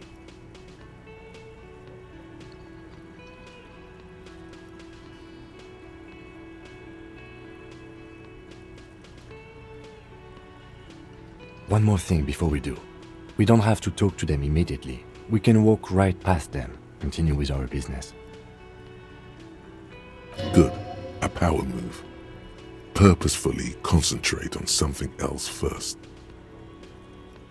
But aren't you curious to know what they have to say about the murder? They're in no hurry to leave. They think they own the place. Anyway, I leave that choice to you. Whatever you decide is fine by me.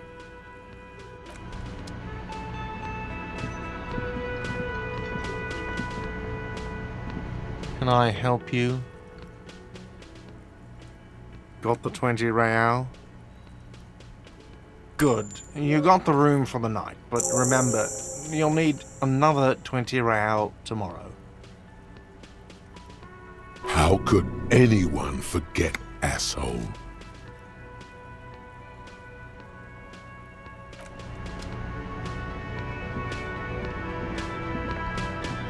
Just a moment. And there's no public phones nearby? The closest phone booth is down the coast. Sorry for the inconvenience, ma'am. It's fine, I understand. Thank you anyway. I'm glad to see you again, dear.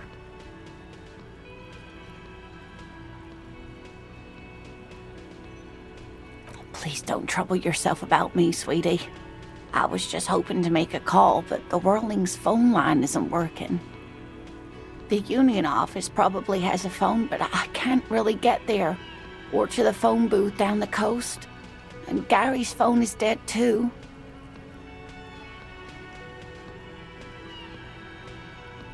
The manager was vague about it. To let the young woman who's house-sitting for us know that we may be delayed. Morel, my husband, and our friend Gary were supposed to get back by Monday night, but they're still missing, and I haven't heard from them. I was also hoping she'd heard from Morel.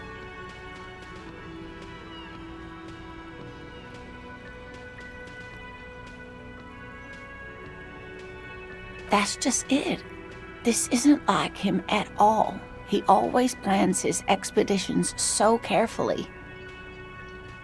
A cold breeze hisses through dense thickets of reeds. Something sweet in it, somnolent. A damp chill goes down your spine. When you look around, you're still in the whirling in rags. You have more important things to worry about.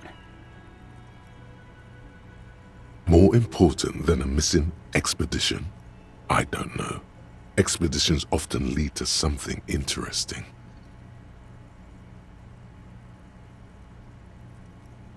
Just some field work, sweetie.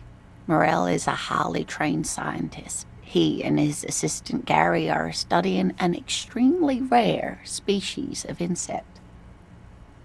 But they should have returned by now. They were just going down the coast across the waterlock to set a few traps. He said they'd be back on Monday. What could be keeping them? The waterlock, that was broken. Could this be it?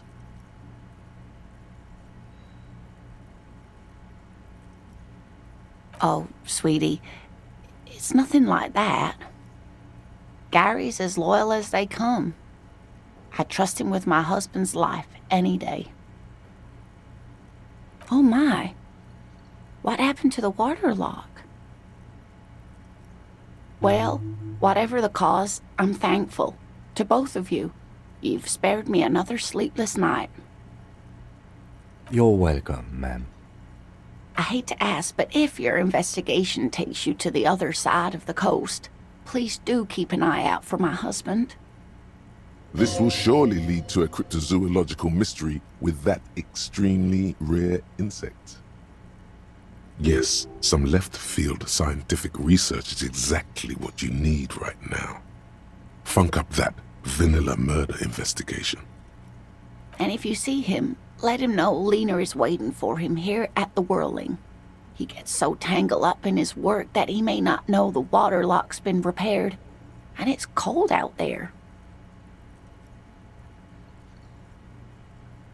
Oh, you're such a dear. Thank you, sweetie.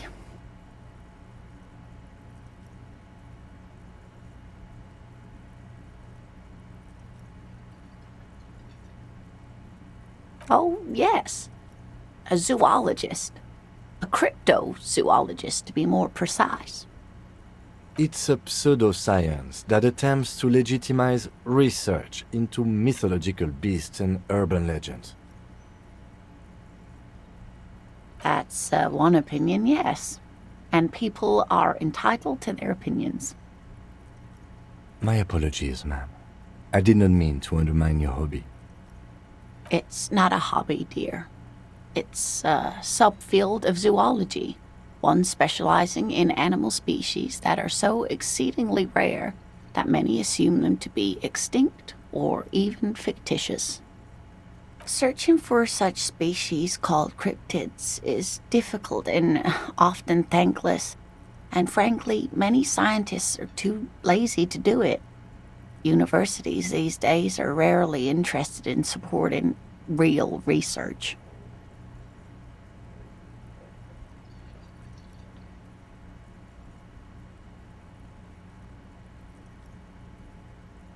Oh, sweetie, it's fascinating.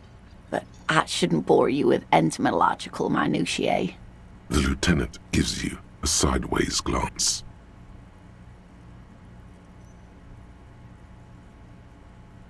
Well, it's a phasmid, technically, but... Ah yes, Phasmatodia, a diverse group of insects whose bodies resemble twigs, leaves, that sort of thing. Ghost insects, colloquially. Oh yeah, here comes the interesting. Where other phasmids imitate sticks or leaves, this one's a living reed. It disguises itself among the reeds here on the Insulindian coast. Hence its name, the Insulindian phasmid. Perhaps you'll end up co-discovering the phasmid with us, officers. There's a touch of awe in the way she enunciated the creature's name. I knew it. We're gonna be chasing made-up insects with cryptozoologists. It's not made up, officer. I can assure you. It's simply elusive, so much so that most establishment zoologists doubt it exists at all. Well, some teenagers making out in the reeds saw one. They didn't know what it was, of course, but there was a brief article in a local newspaper about their encounter with a ghost insect that looks like the reeds. Gary sent us the clipping. Of course, most phasmid sightings turn out to be false alarms, but their description matched the Insulindian phasmid perfectly, and they didn't even know what they were looking at.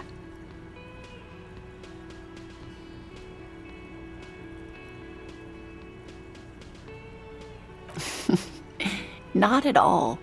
Why else would it hide itself so carefully? Yes, it can blend in almost perfectly among the reeds. It's how it stayed hidden all these years, centuries even. Oh, I doubt it. No one gets into cryptozoology for the money, sweetie. Oh dear. I'm afraid I'm not explaining this very well. It is very special. Morel can explain it all much better. I wish you could hear him describe it. Then you'd understand, I'm sure. Oh dear, I'm not sure where to begin.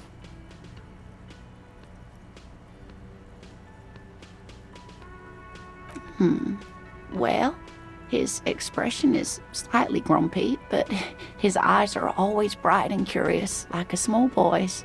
And his palms are quite coarse from all the field work, but he's quite gentle.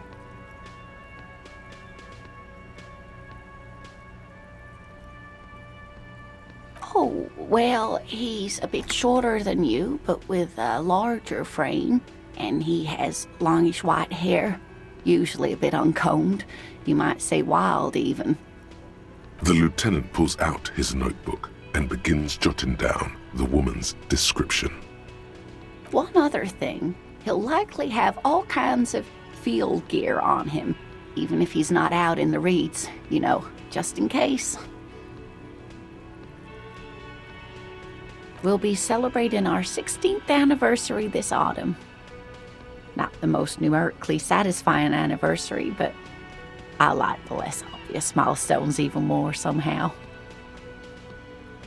Via dating agency, I'm ashamed to say.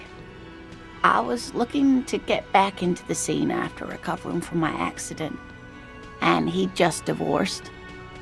We hit it off, and, well, here we are. She's skipping over some important parts. Perhaps you'll find out more later. I hope I've been useful.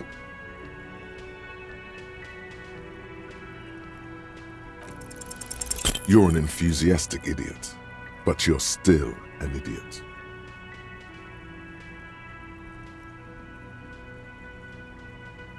We don't have time for Cryptozoology 101. Let's get back to work, shall we?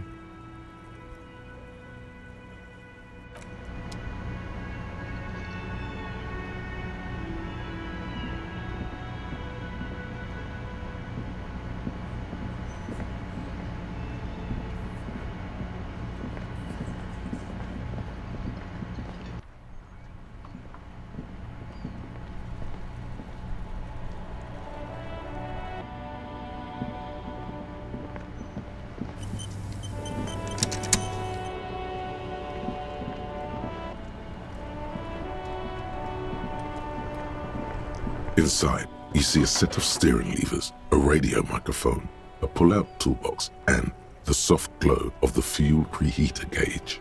This is Precinct 57. How may I assist you? Yes. The armor was produced by Fairweather in their facilities in Bétancourt, sur la Clé in 42.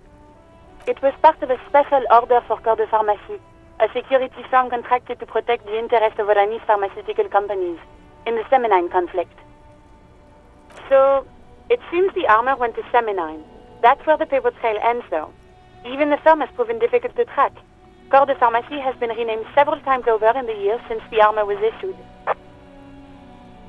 The most recently registered firm that the ICP has been able to connect to the CDP is a military contractor called Trinell, and the one before it was Downwell. I think they might be the same contractor. A suit of armor like this would have been manufactured with a particular person's physique in mind. You should ask for whom this suit was fitted.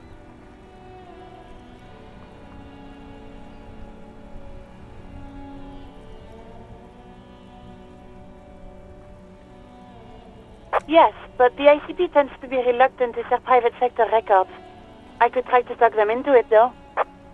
This is a fun challenge for her, an opportunity to contribute beyond doing her job by rote. She'll gladly put in the extra effort for Team RCM.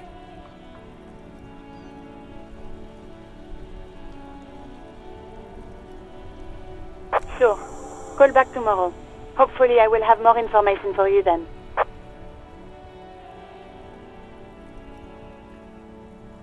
Not yet. But I was able to convince the database people to share private sector information. They promised to get back to me by tomorrow morning. Do you have any other questions? 57's over and out. In the cabin, you see a set of steering levers, a radio on a hook, a pull-out toolbox, and the soft glow of the fuel preheater gauge.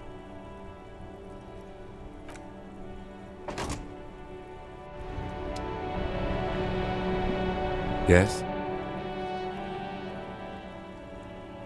What do you want to know?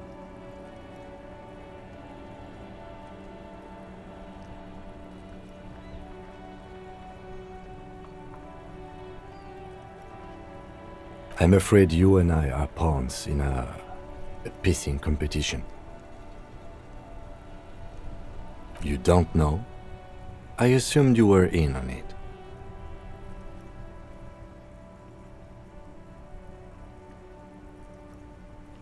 Better still than an imbecilic cop-off.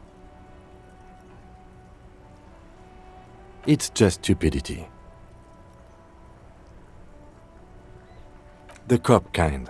Our precincts can't decide if Martinez is part of Jamrock or the Industrial Harbor. Yours or mine, as if we somehow own parts of the city. typical street gang mentality.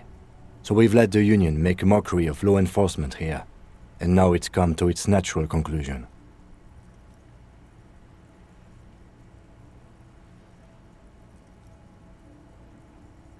Well, sort of. It's less a matter of who gets to police Martinez than who has to. It's an orphan district, in other words. I think the dispatch desk just told both our stations about the hanging. There was quite the brouhaha at the 57th, I can tell you that. Time to settle it, they said. Cop off.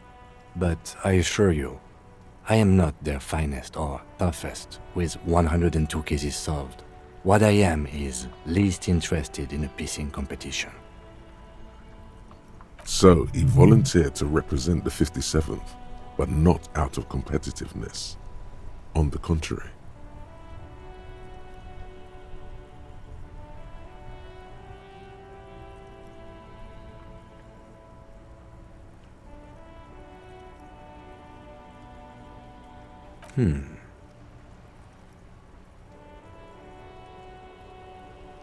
It's all part of the master plan, you see.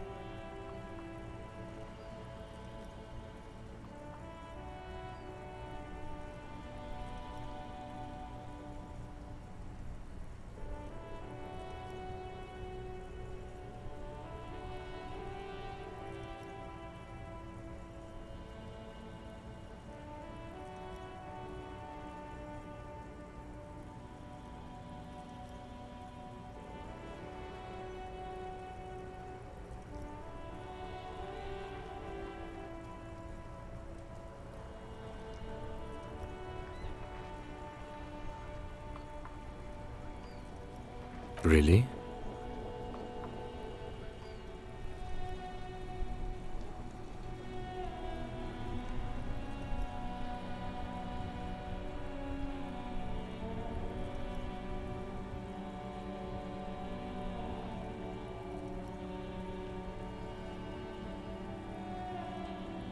It can't be that.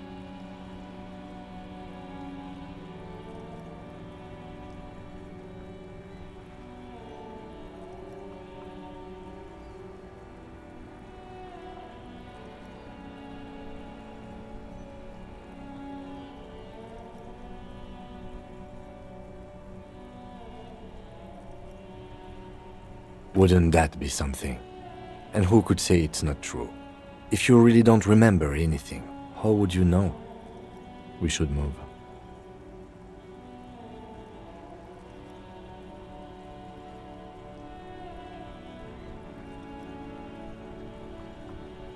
Martinez? Nothing. It's just a puddle at the end of some drain pipe. No one cares about this place. They care about sports. Most of our colleagues don't even know how to get here. North of the interchange doesn't exist. A tremble comes over you. Another after effect of ethanol poisoning, perhaps. Feels like leaves do when they rustle in the breeze, somewhere far away, below the turbine. The 41st and the 57th. The lieutenant was right. It's not about who gets what's north. It's about who doesn't.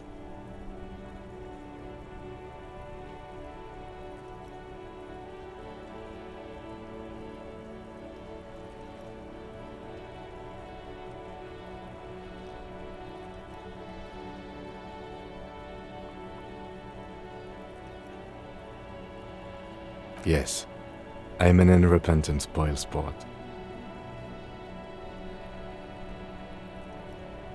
Yes, it's a wholly pointless matter. Forget I ever mentioned it.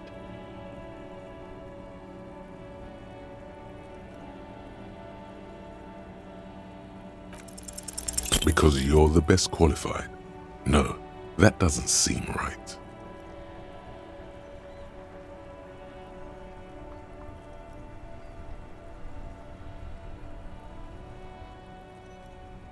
If you're so well qualified, why can't you remember why you were sent? Anyway, don't keep the lieutenant waiting.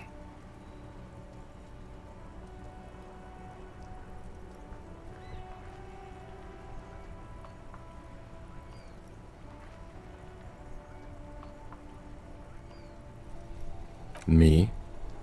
I don't see how my life is pertinent to the investigation. Ah, if you insist. What do you want to know?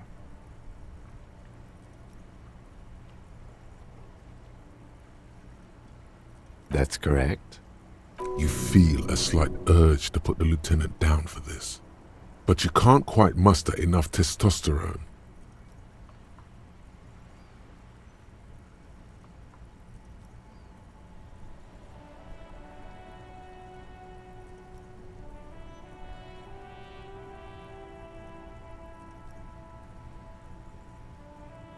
I guess you don't need glasses, then.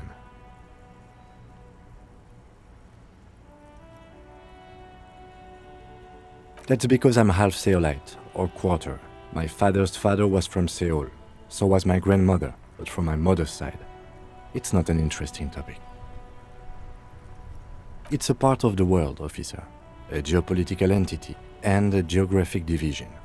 I told you it wouldn't be interesting. Seoul is a protectionist, isolationist, pan-Isolari state west of the Insulindian Isola. Actually, it's quite interesting. Some would even say mysterious. You're barking up the wrong tree. I don't speak a word of Seolite. I've never met either one of my grandparents, and I've never been to Seoul. I'm a regular Revacholière.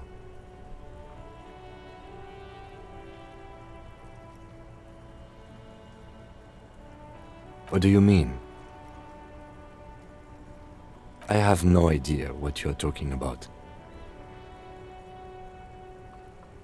The lieutenant's conceptualization skills must be rather rudimentary. The lieutenant is a police officer of the old school. His concerns are material and extrinsic. But this isn't an old school case.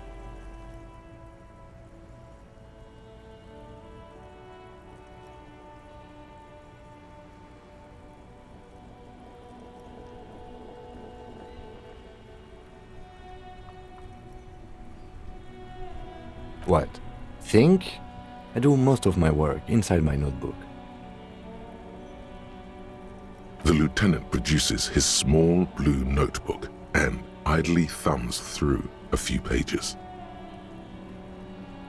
We all have our different mediums. His is written. You're super lucid, yet psychedelic.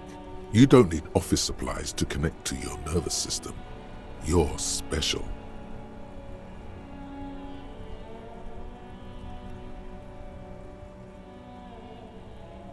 No.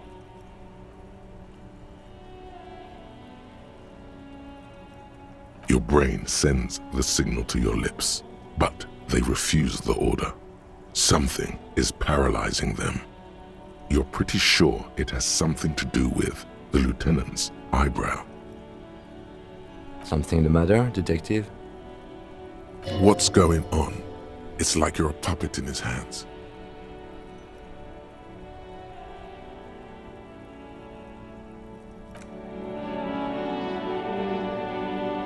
The lieutenant relaxes his eyebrow, and you seem to regain control of yourself.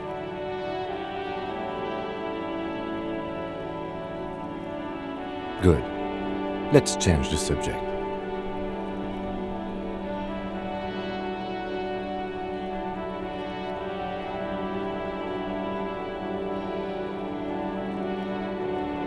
No response. He just arches his brow. He's having trouble processing it, believing it even.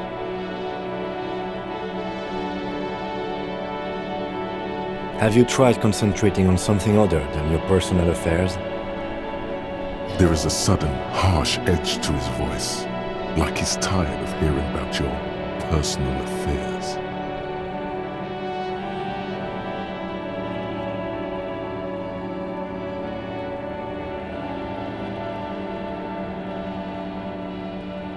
Try work, the case at hand. It can work miracles. Not a fan. It's just the nature of lieutenancy. The RCM deploys a self-styled structure called the Decomptage as its chain of command. Every lieutenant is responsible for 2 sergeants and 8 officers. That means the average lieutenant has to deal with quite a few personal affairs. Even you know this. Really? You look fine to me.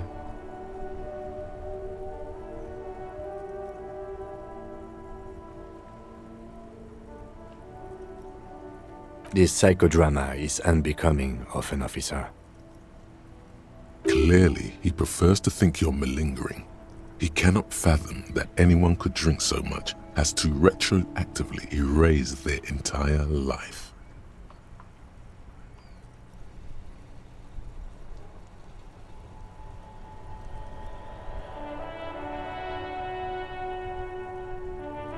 Focus on other people's troubles, not your own. That is a relief. Your heart beats twice like a fist. The serotonin deficiency makes your teeth clench.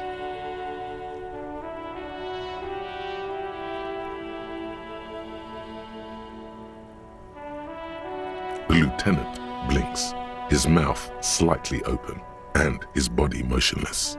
A microsecond passes. Excuse me, I was lecturing you. I shouldn't have. You should consult a medical professional if you feel that you need help. You can use the radio in my kinema to call your station's Lazareth. This habit of dispensing wisdom has been brought to his attention before. He will not think less of you for lashing out. He is trying to curb it. A moment passes. The lieutenant glances at the sports watch on his wrist. Excuse me?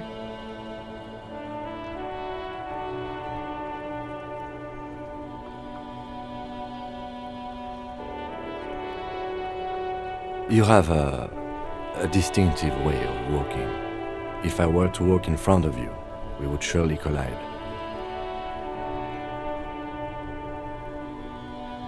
I hope you don't take this the wrong way. It's just a collegial observation. In the 57th, we call it the Jamrock Shuffle. Officers from Jamrock's 41st Precinct tend to move a bit erratically. They say it's a scene-clearing technique developed by one of your lieutenants for gathering evidence. It's erratic yet thorough. Prioritizes containers.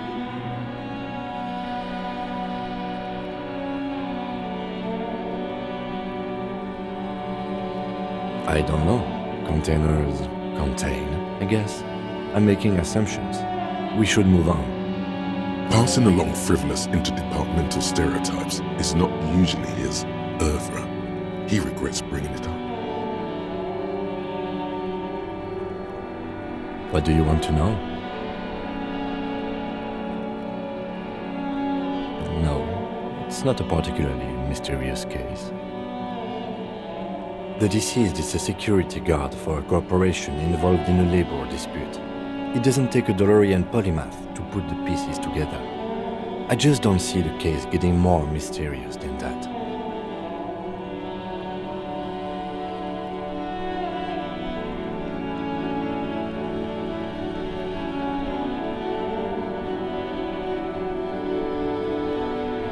Then you are in luck, because we are in the midst of a major strike by the Dock Workers Union. Maybe more than that.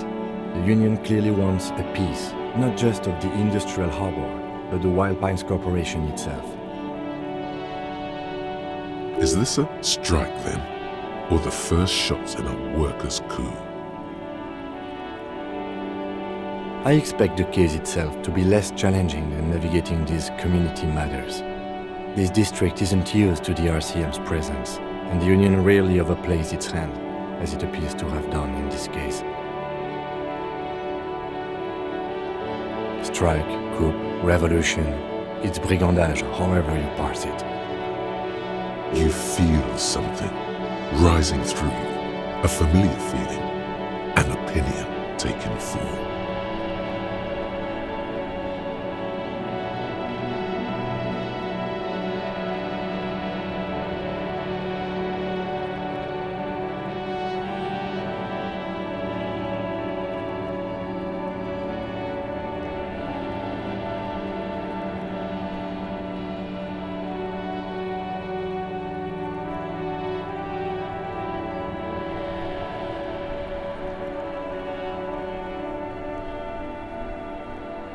Politics is habit-forming and hazardous. It is also irrelevant to police work. You're right to doubt the impulse. It might be detrimental to our task here. From an imaginary fan. Now, was there anything else you wanted to know about the case? Ah, yes, the case brief you missed. Now I remember.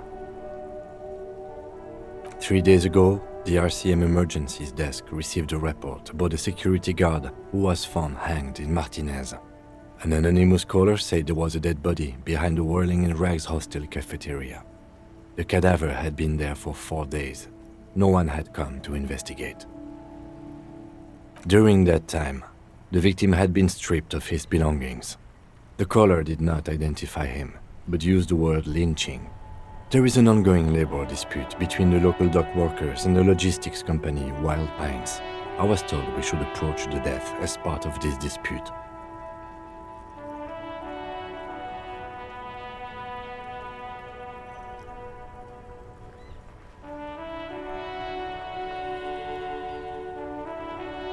They didn't identify themselves in any way.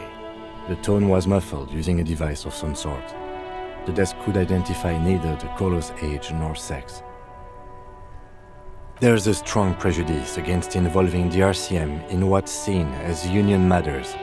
The dock workers' union is the de facto police in Martinez. Now it appears they've started executing too. We cannot allow that.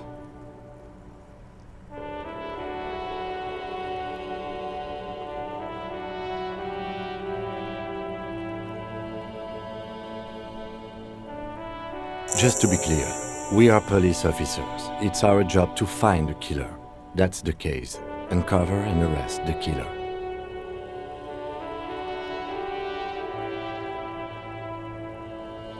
You mean like a brief? Do you want me to brief you again? There's no reason to wing anything. If you didn't get the brief, that's okay. I did. 3 days ago, the RCM emergency. During that time, the victim had been stripped of his belongings. The caller did not identify him, but used the word lynching. There is an ongoing labor dispute between a security guard or worker of some sort hired by Wild Pines. This was just hearsay from Martinez, of course. We need to find out the truth. They didn't identify. There's a strong prejudice against involving the RCM. Just to be clear, we are good.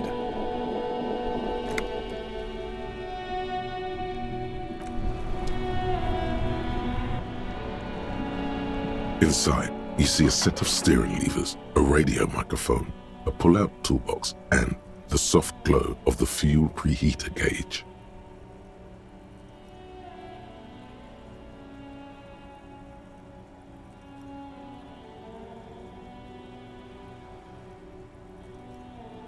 This is Precinct 57. How may I assist you? It will take just a moment, officer. Her voices fade out into the familiar radio static. Gottlieb, what do you want? He's carelessly chewing on a piece of hard candy.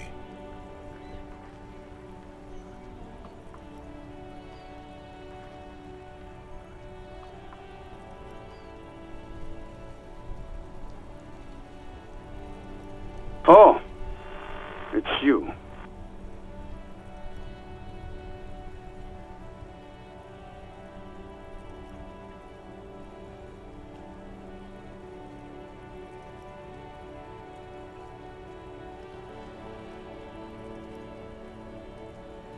Yes, there's no end to the misfortunes fate has seen fit to rain upon me. Who? You are? You lost your human visage a while back. Now let's get on with it. I've got more important things to do.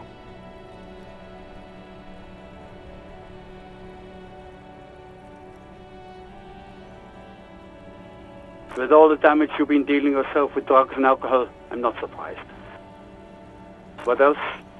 I'm not a brain doctor. Look on the bright side. You've got a whole new life now. Use it wisely. It's hard to say if he doesn't believe you or doesn't care.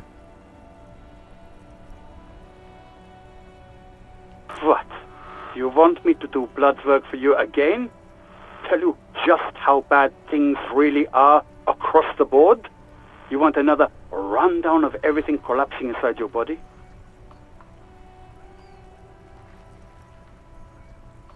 You want the real, honest-to-God truth? Stop drinking, eat magnesium and vitamin D. Our station is not a retirement home.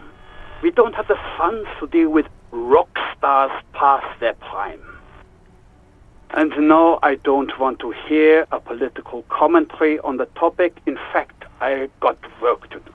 Some idiot has glued his eyelids shut with cyanoacrylate. It looks like Mactorson. It's not fucking cryoacrylate. It's super glue, Doc.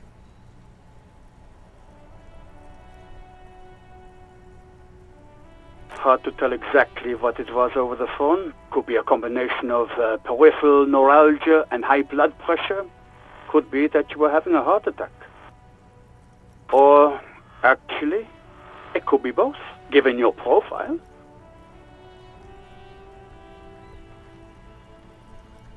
Cut down on the drinking, pal. In fact, cut off the drinking. The drugs, too. Anything else? Oh, but speed. Sweet speed. It goes so well with alcohol, too. Abstinence could have immediate positive effects on your health.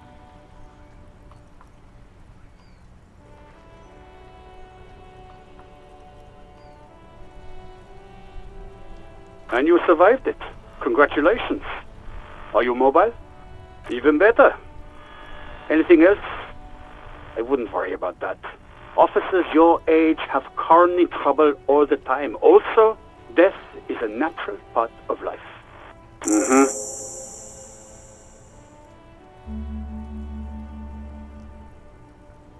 Anything else I can help you with, officer?